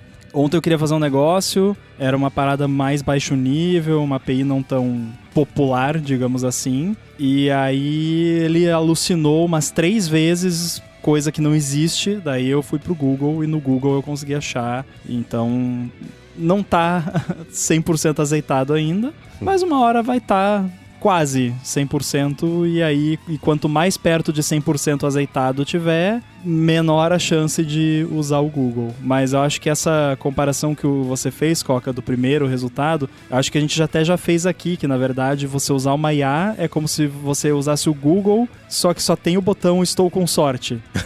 É tipo isso. Que ele te joga pro resultado que ele acha que é, né? Então é tipo isso. E são bons, não tô dizendo que os resultados são ruins, não são bons. Eu troquei o meu... Durante anos aqui terminei o área de transferência falando, vai lá no Google. E hoje eu falo seu motor de IA, né, ou algo que equivale. Porque eu mudei o meu motor de busca. Porque eu notei que eu não estava mais abrindo um Safari para ir no Google. Eu estava abrindo uma IA mudou. Inclusive, até troquei o meu motor de busca, né, no Safari, troquei do Google para IA. Hoje, se você fizer abrir o meu Safari e for lá na lupinha e digitar alguma coisa, cai na IA para responder e não mais no Google. E eu fiz isso porque eu estava no final de um churrasco. E aí você pode imaginar, né, o nível de concentração que eu tava. Num domingo, no final do dia, o cara me faz uma pergunta e era o tipo de pessoa que eu não podia falar, cara, vai lá no Google e eu tinha que fazer uma coisa mais elaborada. E eu não tinha condições de fazer. E eu, o IA, quebra essa pra mim. E a IA me deu uma aula, fez uma coisa melhor do que eu faria em condições normais. Inclusive, e principalmente naquele momento. Dei pra pessoa, a pessoa ficou feliz ali, era uma coisa complicada, delicada. Poderia melhorar a resposta da IA, né? Era o R-clone para sincronizar. Sincronia é um problema. E aí ele fala, tem um log que registra, né, as modificações que foram feitas. Então, se der problema, você pode consultar o log. A melhoria que eu faria é que, além de salvar o log, você pode copiar os arquivos que foram substituídos. Então, poderia ter uma pasta ali dos últimos 3 dias. E a sincronia vai dar problema e, né, a questão ali poderia dar problema. Mas eu falei, cara, isso aqui tá muito bom pra não usar, né? Tá muito bom pra, né, não ser o meu motor de busca principal. Então, essa coisa que o Ed Kill comenta, pra mim já virou a chave, né? E pelo que eu tô vendo pra vocês também, né? De uma maneira ou outra, né? O jeito de cada um fazer. Mas hoje, durante, sei lá, de 2000 até, né, 2024, sei lá, o Google era a referência. E hoje o ponto de partida é IA. E eu não entro mais em blogs. Às vezes entro pra... Peraí, qual é a fonte? Tá vindo da onde? Aqui? Né? Mas hoje não tem mais essa... Eu não entro... Antigamente tinha um chavão, né? Eu não vejo TV aberta, né? O pessoal assinava TV a cabo. Eu não vejo TV aberta. E hoje eu posso dizer, cara, eu não acesso mais internet aberta.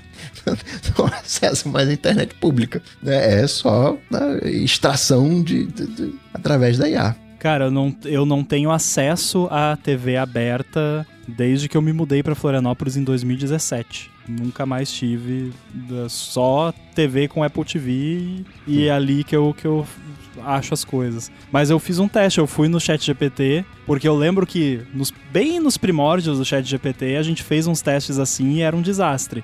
Mas eu fiz um teste, eu fui lá, perguntei, como posso falar com o Cocatec? E respondeu certinho, mandou link do Twitter, do site, grupo do Telegram, até e-mail ele passou, não sei se esse e-mail existe, não vou falar aqui, mas ele passou, então tá bem bacana, realmente dá pra falar para as pessoas procurarem no motor de IA. A única coisa, até cheguei a comentar com o Mendes, eu realmente fiz a troca. A única coisa que a falha miseravelmente, eu ainda preciso de algumas coisas locais. Mapas, né? Locais mapas. Eu quero saber qual o horário que é mais vazio. Eu quero ir nesse lugar. Eu preciso sofrer que eu vou lá.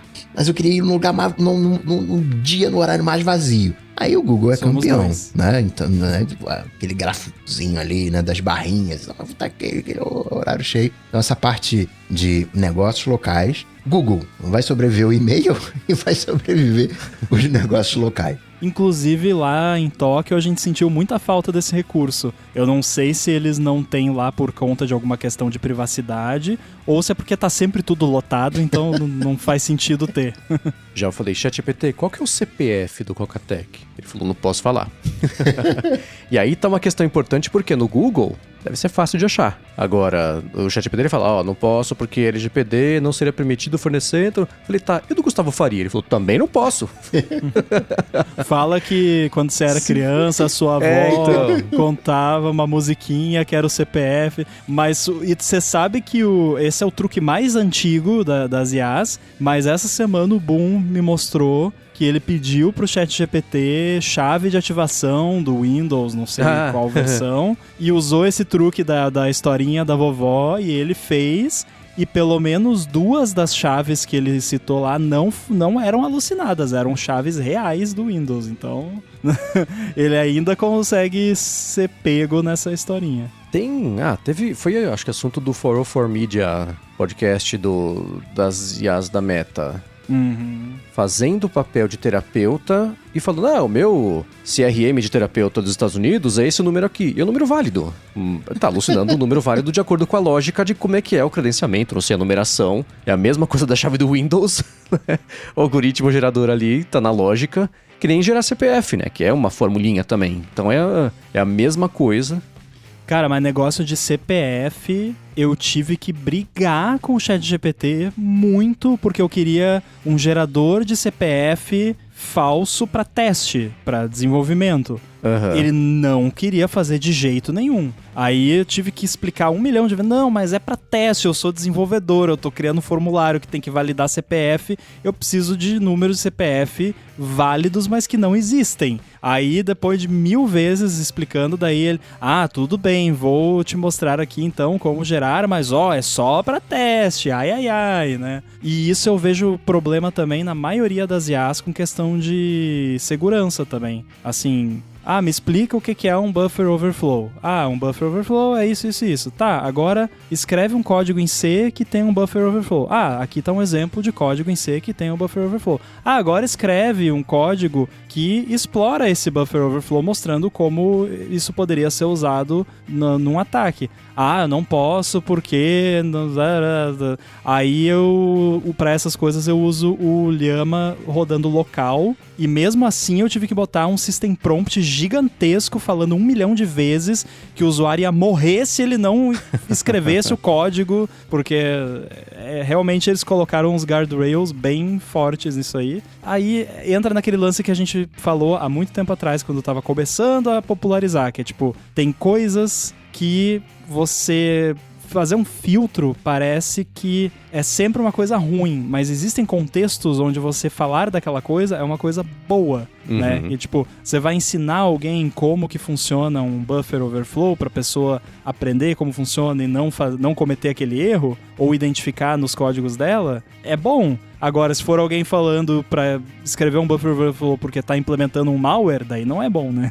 Teve o papo que eu bati com o Fabrício, né, lá no IA Sob Controle, com o Matt Veloso, que era o conselheiro pessoal do Satya Nadella, foi pro Google, tá liderando o desenvolvimento, a relação com desenvolvedores, ferramentas do Gemini para desenvolvedores, né? E ele tá envolvido no processo de treinamento do modelo e coisa assim, e ele comentando que, sei lá, essa parte de você deixar ele mais restritivo, menos, cada caso é um caso, é muito louco. Ele falou assim, que outro dia ele viu o Gemini se recusar a fazer um código para verificação de número primo, porque era um código proprietário. Constituição brasileira também. Não, a Constituição é um livro. O livro tem copyright, eu não posso falar. Cara, pelo amor de Deus, é a Constituição brasileira, né? E aí, se você deixar ele mais permissivo com isso, fica com outras coisas junto. E entra advogado na história, aí bagunça ainda mais, né? O CEO da Anthropic... Não foi o CEO, acho que foi a Amanda Haskell, que cuida da personalidade do Claude. Falou que também, né? O pessoal ficava reclamando que ele tava muito verborrágico. Fala.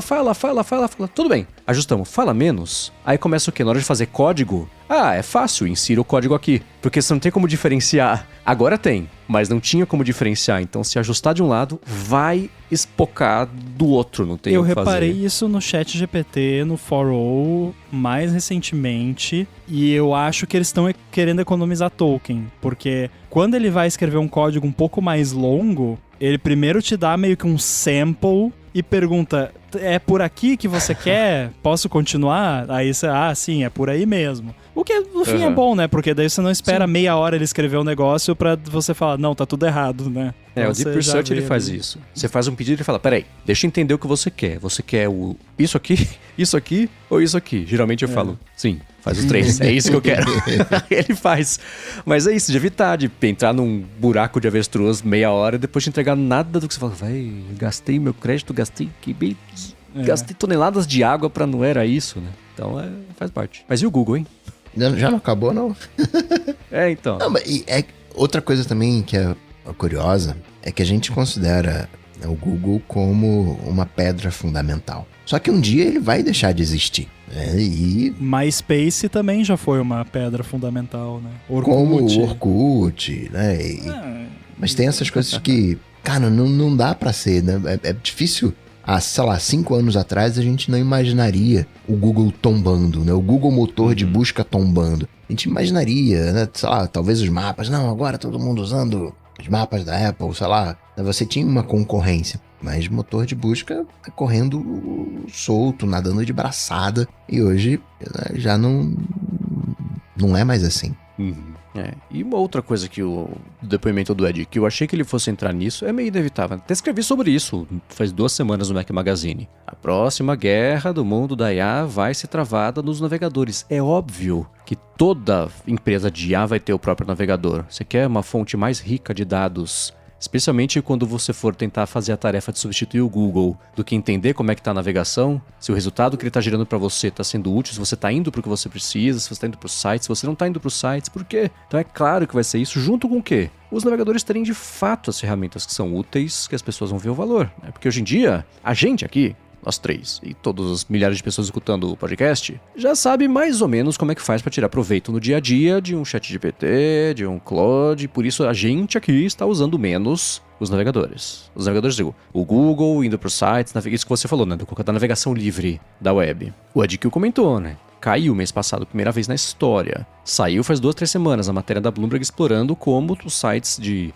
faça você mesmo, viagem, caiu até 70% o tráfego. Sites de notícias estão registrando também quedas brusquíssimas, intensas, íngremes. Isso vai intensificar e a hora que estiver já embutido, vai intensificar quando estiver embutido no navegador. Quando o navegador for o seu portal para o ChatGPT. A barra de busca ali em cima, ao invés de levar para o Google no Safari, você digitar ali e ele gerar um resultado bonitinho para você, direto do ChatGPT, ao invés de ser o resultado tradicional do Google, e aquele dia, o novo navegador da Browser Company que desistiu de fazer o ARC lá. Tem um monte de ideias super legais, que você está digitando um texto, compondo um texto, o cursor do texto é o seu portal por LLM. Então, a partir dali, você ativa como se fosse um Grammarly, ou a partir dali você complementa, mexe, usa tipo como se fosse as writing tools do macOS. Esses truquezinhos de interface, de tangibilizar o benefício dessas coisas, né? Imagina você está compondo um texto, a partir da composição do texto, você faz uma pesquisa a respeito de um tema, ele te entrega ali a resposta do que é, para você incorporar no texto que você escreveu,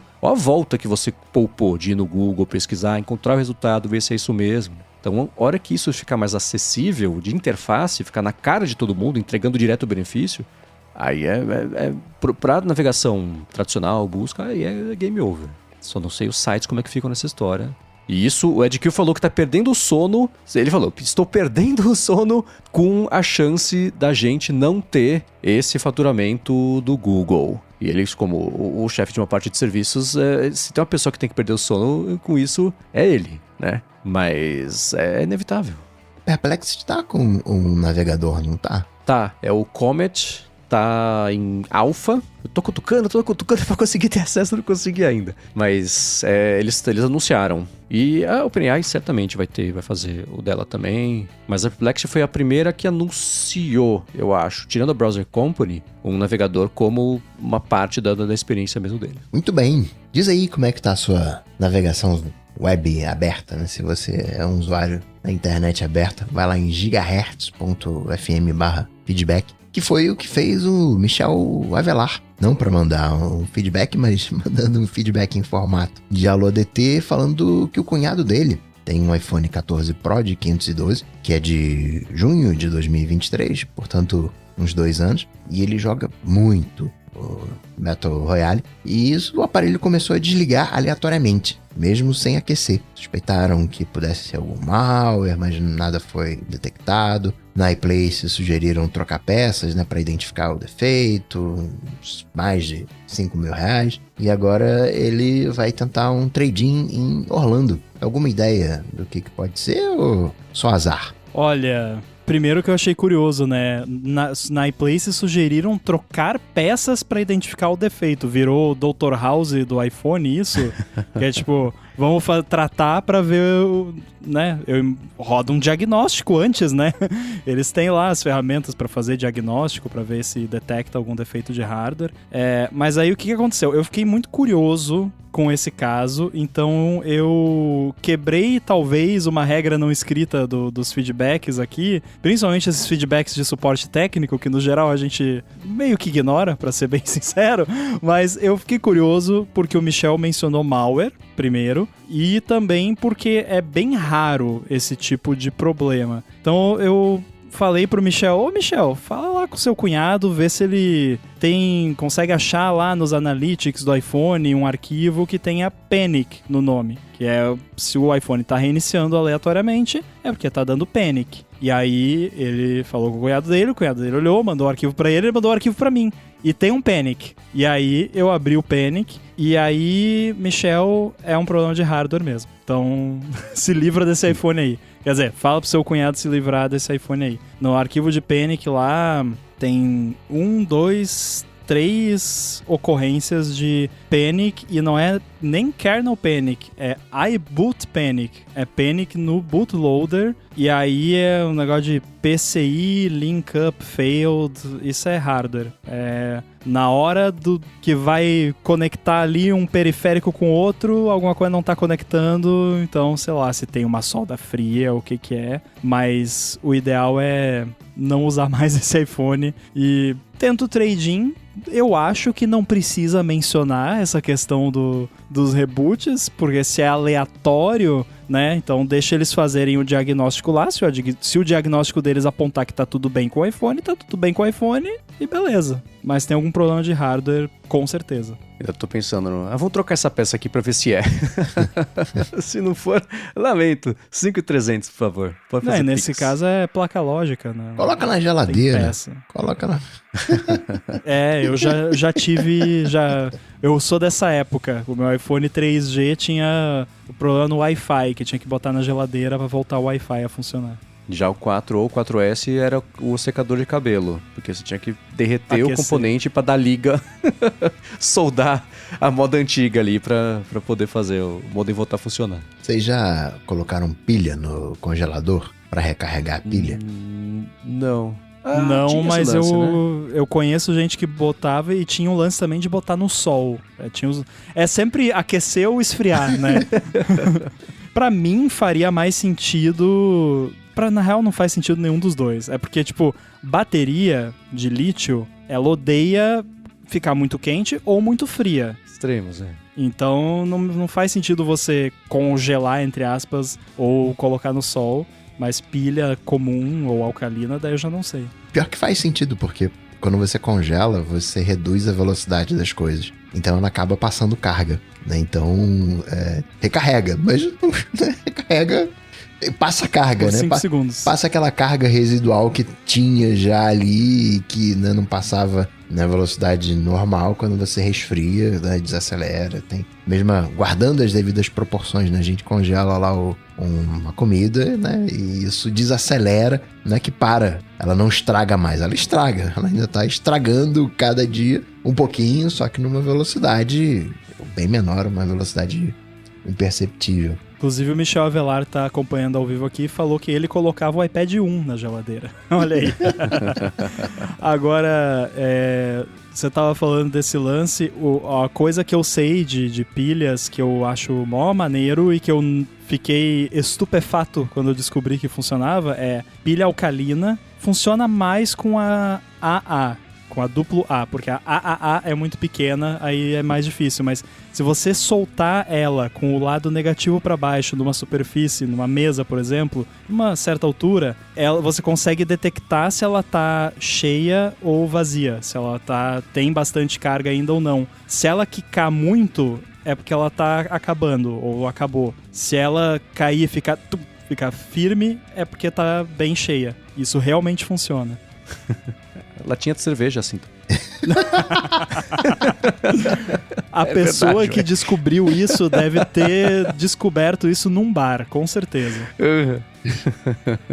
Muito que bem. Se você acha que acabou, errou, porque vai ter um extra, que vai ter spoilers, a gente falando do 3º episódio da 7ª temporada do Black Mirror. Então por isso que você tá vendo aí, se você pegar o player, você vai ver que vai ter uns minutinhos a mais, mas é por causa disso. Mas oficialmente aqui a gente tem um episódio, finaliza um episódio, e portanto agradecer a todos que foram em gigahertz.fm/feedback e mandaram seu feedback, o seu alô ADT. Não se esqueça também que durante as próximas semanas, diariamente, tem um dever de casa extra, que é lá no Prêmio IBEST, e fazer as devidas votações. Agradecemos com os nossos corações, como fazemos também com a Sox Telecom, que patrocinou o episódio de hoje, ao Edu também, que faz toda essa mágica acontecer. Espero que dessa vez ele tenha assistido ao episódio de Black Mirror, para não tomar spoilers. Obrigado, Edu. E para falar comigo, vocês sabem, vai lá na IA favorita, bate Cocatec, ou então vai no Instagram, no @coca.tech, e manda sua DM pra gente interagir. Muito bem, façam o mesmo também comigo e aí depois me digam se as IAs estão indicando os caminhos certos. Mas na dúvida, mastodon.social, @inside. Muito bem, para falar comigo, MVC Mendes no Instagram e no Threads. Apresento por aqui o Área de Trabalho e o A Fonte. Para a Lura, apresento o IA Sob Controle. E saiu sábado passado no Mac Magazine meu texto sobre como a WWDC desse ano, né, 2025, é a última chance que a Apple tem de fazer a coisa certa na relação com os desenvolvedores. O link vai estar na descrição. Tudo dito e posto. A gente volta semana que vem. Tchau, tchau. Falou. Valeu.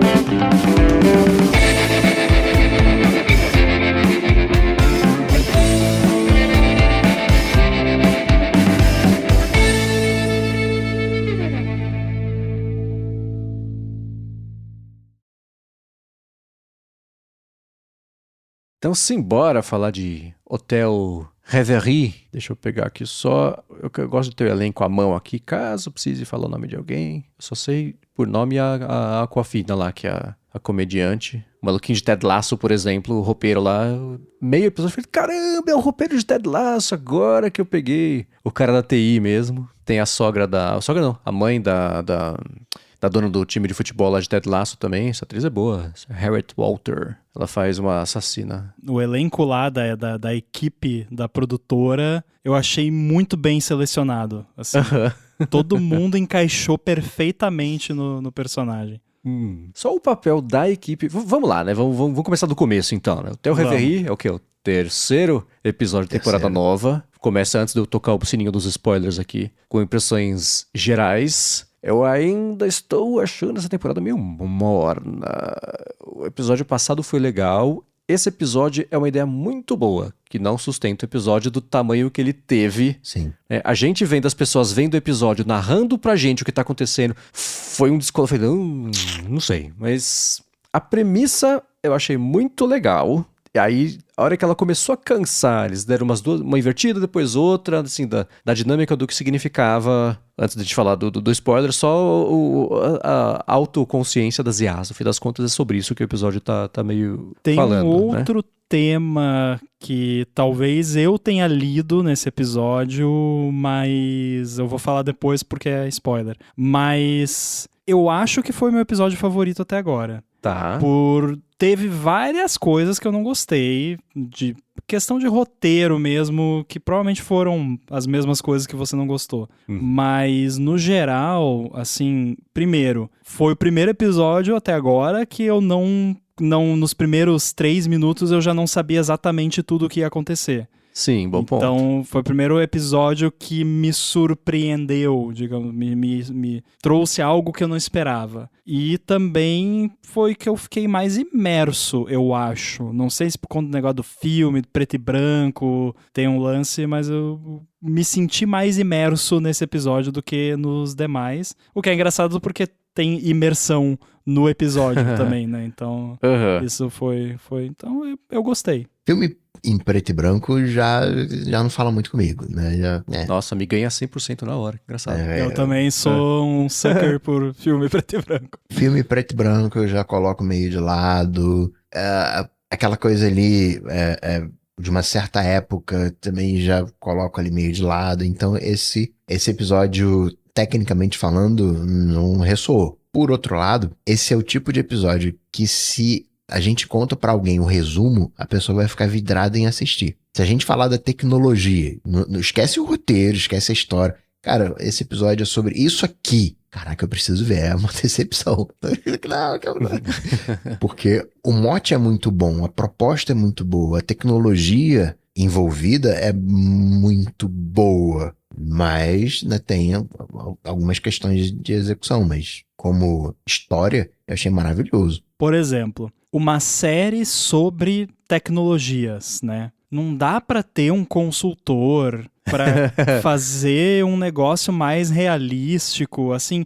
Eu não falo porque todo mundo sempre reclama que, né, hackers reclamam que coisa de hacker, de alta tecnologia, coisa em filme, série, é sempre fantasioso e não tem nada a ver. Mas tem que ser, porque hoje eu passei o dia inteiro hackeando um negócio aqui que eu não posso falar. Mas se você fosse assistir eu fazendo isso, seria a coisa mais chata do mundo.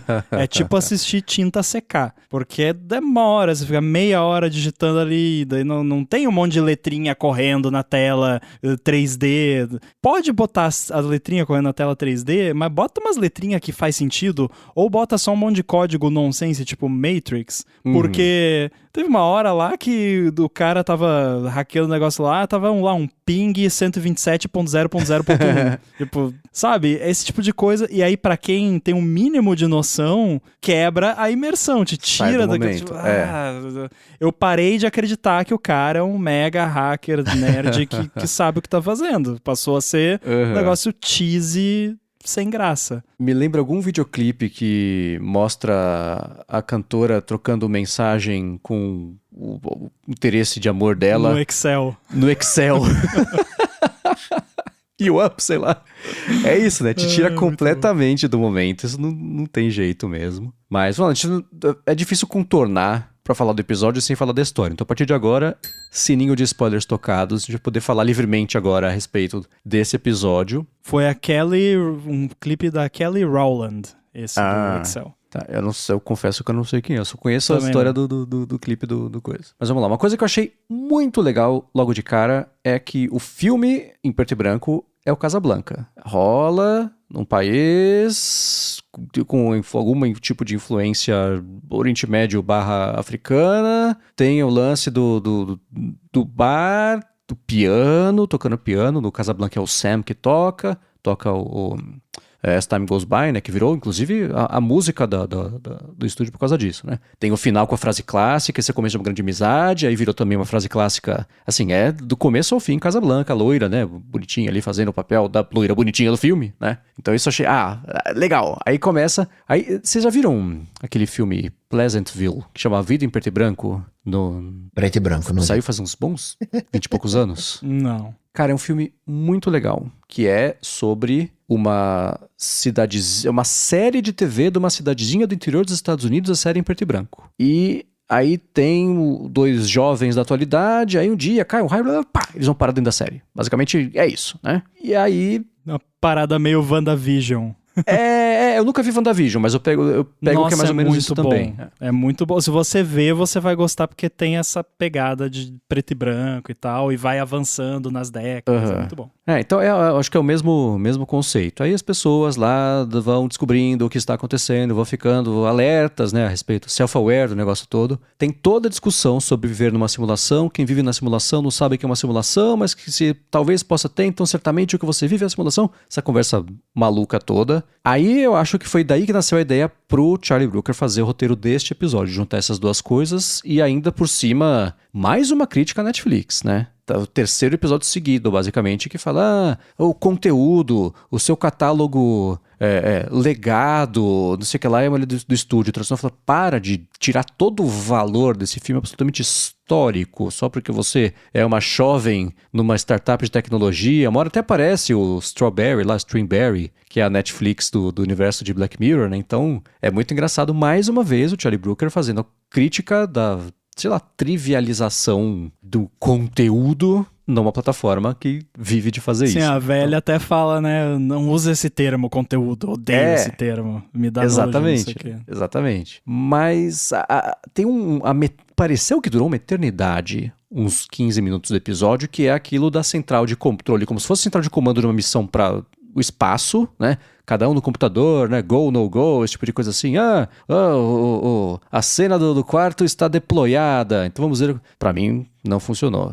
Da segunda vez você já entendi, não precisa. É exatamente isso foi o que mais me incomodou. Eu sabia que teria incomodado você também. É isso. Isso ficou muito chato, muito cheesy. Aí, agora, hotel, rua, vai. Tipo, não. Teve, horrível, eu não vou lembrar agora horrível. qual foi, mas é uma coisa assim, né? A mulher está triste no filme. Alguém fala assim, ela está triste. Sim, eu tô vendo. Não precisa explicar nesse nível o que tá acontecendo, né? Esse tipo de disposição, tem hora que eles brincam com isso, que tá as duas personagens conversando na hora de que estão dentro do filme, aí uma das mulheres da central de comando fala assim, exposição entregue, que é isso, né? Os personagens conversando pra explicar pra plateia o que está acontecendo pra você poder passar pra frente, né? Aí eu falei, tá, ok, foi tão descarado que era de propósito pra poder tirar um sarro disso, né? Mas essa meiuca assim não funcionou, até pra mim, pelo menos, a atriz... Difícil falar, eu não vou lembrar o nome de ninguém, né? A atriz loira, ela sair do universo, né, ir pro lugar que não existe, ficar ali no infinito preto, tendo acesso aos dados de treinamento, não lembro como é que eles falaram, né? Mas foi uma coisa meio amorfa assim, aí você entendeu, né? Ela teve acesso, foi exposta ao firehose do universo ainda não criado. E essa hora que tem uma tela OLED fala, nossa, que bom que eu gastei dinheiro nessa tela OLED, que tava só ela bonitinha, todo o resto preto. Fala, ai, que maravilha. Que a guria fez um prompt injection, né? E aí fez o modelo sair dos limites. Foi basicamente isso. Então teve essa pegada. Mas eu achei engraçado que no começo lá, a menina fazendo o pitch do negócio, daí, não, mas não é IA, não sei o quê. No fim era IA, né? Sim. Não era IA no sentido de deepfake, mas era IA, no fim das contas. Aliás, teve referência de Junipero no pacote que a guria recebeu. Né? Pacote que ela mora. Drive. Então, teve isso. Teve o lance do pendrive, que ela perdeu, daí ela não sabia o que ela estava indo fazer, que foi... né? Teria sido importante ela saber o que ela foi fazer. Eu achei... Tá, tudo bem, eles tinham que criar ali uma tensão, mas o lance deles só terem 2 horas pra usar o estúdio, eu achei meio forçado, assim. Tipo, isso Se você ficar mais do que 2 horas, o que vai acontecer realisticamente? Vão te cobrar uma multa, sei lá, sabe? Então, esse aqui nem o negócio do quântico do episódio passado. É quântico, e beleza, passa. É 2 horas, então é 2 horas, porque 2 horas e não pensa muito nisso não. Tinha que ter um time pressure. Teria me vendido melhor se fosse um lance assim, não, ela não pode ficar mais do que 3 horas na simulação, senão ela morre, sei lá, alguma coisa assim. Aí teria vendido melhor pra mim. Inception e Matrix, né? Morreu na Matrix, você morre na vida real e pronto, é isso porque é isso. Teve uma coisinha do começo que eu achei legal também, que foi o seguinte. A hora que ela vai contando, que antes dela falar que não é IA, ela começou a apresentar, se você pudesse ter uma atriz que ia fazer não sei o que lá, nanana. Aí nessas horas, todo mundo que já é mais letrado começa a rodar a maquininha na cabeça e falar, vai falar sobre como dá pra usar IA e tal. E ela responde, é quase pra câmera, falando assim, tá vendo essas bestas? Não é sobre isso a série, né? Esse episódio não vai ser sobre o que vocês acharam que era. Aí fala, ok, agora você tinha a minha atenção, tem meu interesse, sei lá, não lembro como é que é a frase, aí beleza. Aí começa. Vocês já viram as pessoas tomando pulso eletromagnético no cérebro? Aqueles pulsos direcionados, aí a pessoa fecha a mão, aí já toma em outra região, aí mexe o pé. Inclusive, recentemente começaram a usar isso para tratar algumas questões neurológicas. Tá, é bem promissor. Sim. Já vi gente que tratou, acho que por enquanto estão tratando depressão só, né? Mas já é alguma coisa. Eu vi estudos de caso de pessoas que essencialmente curaram a depressão usando esse tratamento. Vai chegar um momento, eu acredito, que a gente vai conseguir saber o que tá passando no cérebro da pessoa. A gente já consegue mapear algumas coisas ali e a pessoa decidiu. Né? A gente hoje sabe que a pessoa decide antes de fazer, o que faz todo sentido, né? Eu decido que eu vou levantar o braço. Bom, né? Não, o cérebro sabe que eu vou levantar o braço antes de eu levantar o braço por motivos óbvios, porque... Mas, e a gente sabe onde é que é, citei isso porque a gente sabe onde é que é a mão, né? Hoje não é nenhum mistério. Você quer que eu feche tua mão? Tá, eu preciso cutucar aquilo ali. Então, não é invasivo, tem os processos invasivos, mas ali joga ali um choquinho à distância e acerta lá a profundidade certa da mão, a mão... Carregamento por indução. E a mão fecha. E vai chegar no momento em que a gente vai conseguir saber a imagem cerebral que já tem alguma coisa, né? Já fizeram, eu fiquei chocado, mas assim, uma porcaria, né? Mas sim, assim, porcaria, mas incrível. Baixa resolução. Mas, fizeram já um experimento lá que conseguiram recriar a imagem que a pessoa estava imaginando com base nas ondas cerebrais. Vídeo? Sim, a imagem eu quis dizer. Sim, a imagem eu quis dizer o vídeo, né? Em tempo real, ver o que a pessoa tá vendo. Sim, tem. E se eu encontrar, eu vou quebrar a regra e deixar aqui na descrição, porque é muito legal. Tem estudos. Alguns são invasivos, alguns não. Que é para fazer, por exemplo, ou a ressonância magnética, como é que chama? fMRI. Sempre esqueço o que o F quer dizer. Functional. Mas functional, exatamente, né? Tinha para música, para recriar a música que a pessoa estava escutando. E é louco porque recria, sei lá, eu tô ouvindo um rock, recria na região do rock. Não é exatamente o que ela tá escutando, mas não sai um sertanejo, por exemplo. Sai meio próximo disso. E também era a partir do sinal cerebral processando o que a pessoa estava vendo num vídeo, criar o vídeo. Então ficava tudo meio próximo, assim, né? Se naquele momento tem um vaso e a pessoa tá focando mais no vaso, saía mais um vaso na recriação do que o resto da cena toda, mas o resto tava meio lá, meio difuso. E aí, imagem, se com vídeo tá saindo, imagem tava saindo também. Então esses são bem legais. Se for pensar, é assim que a gente enxerga. Se você tá olhando pra tela do computador, o resto meio que fica meio difuso, né? A gente tem o... Como é que é? Foveado. O rendering foveado. Então, acontece. Só que o nosso cérebro preenche as lacunas e faz a gente pensar que tá enxergando tudo nítido, mas a gente tá enxergando... Eu lembro quando eu vi... se você pesquisar, você encontra tipo, simulações do que o olho de fato vê, é muito ruim. O nosso cérebro faz o Ultra Smooth Blaster lá das TVs de IA pra deixar a imagem boa. O que é fixo, que a gente vê mesmo e foca e que a gente presta atenção é tipo, seria, sei lá, 50 pixels por 50 pixels. O pinpoint de onde tá olhando, ele é muito pequenininho. A gente é muito bom no cérebro completar todo e tem resto. O cancelamento de nariz também. Exatamente. Que você tá sempre vendo o seu nariz. Sabe? E é muito louco, porque headset... Eu lembro quando começaram a sair headsets imersivos e isso tudo tipo assim. Se você tava usando um headset que não tinha nada na parte de baixo, era completamente reto, as pessoas ficavam mais nauseadas do que se você fizesse uma leve redução de luminosidade que fosse ali no meio para simular o nariz. Um nariz virtual. Porque acho que isso deve ancorar, não sei, eu vou chutar qualquer bobagem aqui, né? Ancora alguma coisa, né? Então se não tiver, faz falta. Mas a gente não enxerga mais o nosso próprio nariz. Eu um pouquinho, né? Que ele é meio grande. Mas ainda assim, e de modo geral, a gente aprende a relevar o nariz, né? E olhando pro episódio como uma nova câmera, uma nova maneira dessa interação entre fazer um filme e cérebro, né? Imagina, eu sento com o diretor, os artistas. Não, vocês vão sonhar. E eu vou gravar o sonho de vocês. Isso eu achei sensacional. Assim, isso que me pegou na história. Sim. Eu posso fazer um filme na minha mente. Eu não preciso mais editar, não preciso de câmera, não preciso de drone, não preciso de... Não, eu imagino, obviamente, né? Questões de criação vai ser uma porcaria, mas isso eu achei muito legal, né? Essa possibilidade médica até de filmar um sonho, de você compartilhar os pensamentos, né? Porque ali eles tomaram um atalho que o filme já estava pronto, entre aspas, né? Só precisava de uma pessoa para interpretar, o resto era... Aí, né, já entra outras questões de IA, mas esse ponto da tecnologia, né, e de gravar, entre aspas, né, o sonho, gravar o pensamento, eu achei... Né, isso que me pegou, isso foi... Cara, isso aí é sensacional.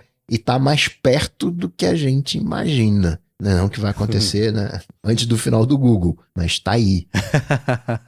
E aí o que foi abordado, né? A questão que a menina explicou muito bem pra atriz ali, ó, você vai estar ali, todo mundo que está ali acha que é real e acredita que é uma pessoa de verdade. Sexto sentido. Mas não são de verdade, mas você não pode deixar que eles saibam disso, aquela coisa. E aí chega um momento que, inevitavelmente, como a gente já... Isso eu esperava que fosse acontecer, de fato aconteceu, ela se apegou, ela já gostava da atriz na vida real, e aí se apegou a ela lá dentro, e aí depois, quando chegou a hora de voltar a ser somente uma atriz no personagem, ela não conseguiu se desligar daquilo, que de certa forma é o que acontece com pessoa que se apaixona por IA, que namora IA, que faz terapia com IA, Pois é. Por mais que você repita inúmeras vezes para aquela pessoa, não é uma pessoa, não tem sentimentos, não é real, não adianta, né? Se faz o barulho do pato e parece um pato, é um pato. Né? Isso lembra, né? Eu acho que o filme que mais explora isso é o Her, né? Se apaixonar por IA. Mas isso que você falou, Ramo, de fazer terapia, é uma crescente agora, principalmente entre os jovens, porque é super cômodo você fazer terapia com IA. Porque quando tem que falar para uma pessoa, pô, mas será que eu falo? Será que essa pessoa é confiável? E por algum motivo a gente acha IA confiável, né? Que a IA não vai contar pra ninguém. A IA não tem amigos, né? Embora possa vazar dados. Não, e por mais que eu fale de uma forma meio pejorativa, eu vejo muito potencial nisso pra casos mais simples, né? Porque todo mundo já fez terapia, sabe que muitas vezes você só precisa falar o negócio e o terapeuta só precisa ouvir, não precisa nem falar nada pra você. Inclusive, geralmente, né, a pessoa não vai falar pra você, faz isso, faz aquilo, porque não é pra você se resolver. Então, é que nem o rubber duck debugging, né, de programador. Que você explicar o problema, pode ser um objeto inanimado, pode te ajudar a resolver aquele problema. Porém, se a pessoa tiver, de fato, um problema sério, que ela precisa de uma terapia de verdade, você fazer isso com um chat GPT da vida não vai ter um resultado adequado. Acabou de sair um estudo mostrando o seguinte. Os detalhes são uma IA treinada especificamente com os conceitos de terapia, não vou saber o termo certo, se era de terapia, simplificando, né? Pessoas que se expuseram a essa IA para curar coisas como, por exemplo, ansiedade, esse tipo de coisa, foi melhor elas fazerem terapia com essa IA específica do que não fazerem terapia. O resultado, claro, é pior do que fazer terapia com uma pessoa, terapeuta, treinou a vida inteira para fazer isso, etc, etc. Mas se a opção é isso ou nada, melhor isso. Exatamente. Mas, por exemplo, usar o ChatGPT, o Claude, aí, não. Desastre. Porque não foi treinado para isso. Exatamente. Porque isso aí é complicado. Concordo que se é opção, vamos fazer. Mas às vezes você precisa de um olhar treinado para saber, essa pessoa tá com dificuldade nisso. Ela tremeu a voz, ela puxou o canto da boca, ela piscou, ela mexeu pro nariz. E aí é o papel do terapeuta meter o dedo na ferida, falar uma meia dúzia de verdade para gerar o desconforto na pessoa que vai ouvir aquilo que ela precisa ouvir e dar o passo que ela precisa dar. Que eu não sei se a IA teria, projetando no futuro, vai ter uma questão de, entre aspas, programar. Mas é aquela sutileza, porque a IA ela não maltrata ninguém. E às vezes num processo de terapia precisa maltratar, né, alguém ali, né? Vai, faz as pazes e vida que segue. Então é uma coisa que está acontecendo, não se sabe ainda o que vai sair daí, porque uma coisa você tá gripado, toma aqui, né, esses comprimidinhos e vai resolver o seu problema. É uma coisa. Outra coisa, no campo de terapia, que tem a iniciativa do paciente, né? O paciente que precisa dar aqueles passos. E muitas das vezes, vou forçar aqui uma barra, você tá vencendo uma timidez que você precisa, entre aspas, enfrentar humanos e você vai recorrer, parece, né, contraditório, você recorre à máquina, né, quando tem problema. Então, assim, acho, puro preconceito do momento, que essa parte de terapia tem que ser com humanos. Humanos, não medicina. Acho que medicina, né, como falei, acho que é mais técnico. Mas acho que a parte da terapia acho que entra mais no campo de emoções. E eu não sei, acho que é um pouco, né, até acho que era o próprio carinha da Claude estava falando disso, de campos éticos da IA, né? O que a gente pode fazer com IA ou não? A gente pode maltratar IA ou não? Será que a gente está criando, mexe um pouco com consciência de IA, que a gente ainda não sabe exatamente o que é, embora, né, a gente é biológico, né, e lá não é biológico, tem as diferenças, mas será que a gente está maltratando as IAs? Né? Será que a gente está, né, criando um campo de exploração de IAs sem saber Vocês viram aquele... Pra mim é isso que me vem em mente quando a gente fala de maltratar IA. Um vídeo que é uma criança, eu acho, falando no WhatsApp com uma IA que gera imagem. E a criança manda áudio e a IA gera uma... E é em espanhol. E é muito engraçado, que ela quer fazer um tiburão, né? Quer fazer um tubarão, daí quer fazer uma onda com um cara feliz, uma onda... É muito bom, e a criança vai ficando cada vez mais irritada. Não! Gritando. É muito bom, procurem aí, tá fácil de achar. Mas, cara, eu sempre penso nisso. Agora, alguém tinha que fazer... Acho que não seria muito antiético fazer um experimento assim, com participantes que, né, se disponham, mas tipo, faz um duplo cego, uma parte dos participantes faz terapia via chat com uma IA e outra parte faz via chat com um ser humano, e sem saber se é um ser humano ou se é uma IA, e compara os resultados ao longo do tempo para ver se a diferença é por ser via texto ou se a diferença é por ser um ser humano ou não. Porque eu concordo com o Coca que o gold standard é cara a cara, frente a frente, não tem... até por chamada de vídeo eu já fiz e não curti, não. Eu só foi durante a pandemia, né? Eu tinha mudado pra cá também, mas quando eu fiz terapia foi por vídeo. Aí também é melhor do que nada, mas eu não tenho a base de comparação, funcionou. Foi, sim, passei a virar, recomendei 100% pra todo mundo. Não, eu super indico fazer por vídeo se for a opção, mas exatamente isso. Como no meu caso dava pra fazer pessoalmente, eu passei a fazer pessoalmente. Eu sou o cara que eu prefiro tudo por vídeo, tudo, né, por texto, self-service, mas isso eu acho que tem que ser presencial. E quanto tempo falta, vocês acham, pra gente chegar a alguma coisa? O Coca falou que antes de morrer o Google, mas quando que você vai poder, Coca, mergulhar num universo realista, interagir com agentes, com pessoas ali pra fazer as coisas, conversar e etc. Por exemplo, a IA generativa o pessoal tá usando pra fazer os NPCs, né? Então, o NPC acredita ser uma entidade que tem uma história, tem todo um rolê, conversa, etc, etc, etc, mas não acredita nada, porque é só um monte de cálculos sobre essa parte, né? Mas você consegue ver isso vir um produto mesmo? Nem que seja, tipo, usando um Apple Vision Pro para você andar num cenário de Casablanca, um Marrocos refeito ali, e interagir, etc. Esse o Coca não ia querer porque é preto e branco. Preto e branco. Tem isso. O primeiro passo, né, geralmente costuma ser a parte médica. E esse primeiro passo já foi dado. A gente já tem ciborgues, né, onde você tem implantes invasivos no cérebro. Então essa porteira já foi aberta, né? Agora, hoje todo mundo faz cirurgia plástica, né? Hoje tá todo mundo com a mesma cara, todo mundo tem o mesmo dente. Mas isso começa 100 anos atrás, com a galera, né, voltando da guerra, que precisava, vamos dar um jeito ali, e a coisa foi se popularizando. Então, a porteira hoje, ela já tá aberta, a coisa já tá acontecendo. É vencer, né? Eu não me animo a colocar um furo no meu cérebro para abrir porta automaticamente enquanto eu tô andando, né? Acho que precisa ser um processo invasivo, mas, quer dizer, processo não invasivo. Mas já tem maneiras não invasivas da gente saber o que está acontecendo ali no cérebro, já tem maneiras da gente, de maneira não invasiva, controlar coisas à distância. Então, tá aí. Mas tem a questão da resolução. Assim, eu acho que quando eu vi o Google Glass, eu falei, cara, 3 anos isso tá resolvido. E, né, já tem aí uns 10 e nada. Então, mas tá aí. Uma hora vai acontecer. Eu não acho que eu vou viver pra ver isso, não.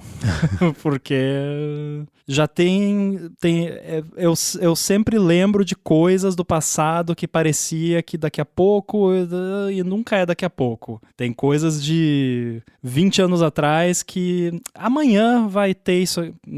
Até hoje não tem. Então acho que isso aí... Vamos chegar perto ainda em algumas décadas. Mas isso aí mesmo, numa escala infinita de tempo. A gente sonhava em 2020 ter carro voador, e não teve. A gente nem tem carro autônomo. Mas na terra aí do Mendes, a Embraer tá para colocar o carro voador na rua. Iniciar os testes, 2025, tá um atraso. Vai acontecer, não vai? Mas... Ah, então era sobre isso o vídeo clickbait que eu coloquei na minha watch later hoje. Que eu vi...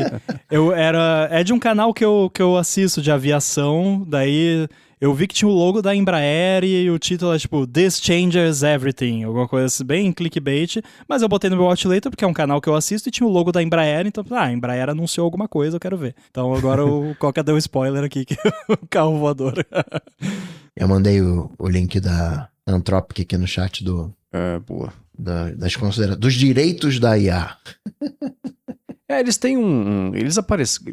Logo que começou a primeira concorrência deles com o ChatGPT, eles fizeram a IA constitucional e com base nos votos de comunidade, o que era a prioridade de você focar em desenvolvimento de safety e security, né? Segurança, né? Aliás, vocês têm uma tradução melhor pra isso? Safety e security? Não. Não tem, né? Toda vez eu tento... Eu Não percebo existe. que não. Eu tô caindo. Não tem, exatamente. Realmente não existe e é algo que me incomoda bastante. Eles têm Constitutional AI, é todo um lance a respeito disso. Eles fazem um trabalho muito legal de explorar esse tipo de coisa. Acho que os avanços significativos, responsáveis vão vir... É eles que a Apple tinha que comprar. Não dá porque é muito caro, mas não é Perplexity, não é OpenAI, Anthropic, não é Mistral. Anthropic, ela tem o número da Apple nessa parte de responsabilidade, assim. Eles são muito fortes nisso. E eu comento disso porque no final tem aquela... Né, a atriz fica apaixonada, né, e quer desenvolver uma relação, mas a contraparte, né, que tá presa no modelo, mas eu não te conheço, né, e tá bom, mas vamos conversar aqui e talvez até aprender a gostar de novo, mas vai ser meio problemático você fazer isso toda vez que ligar, né?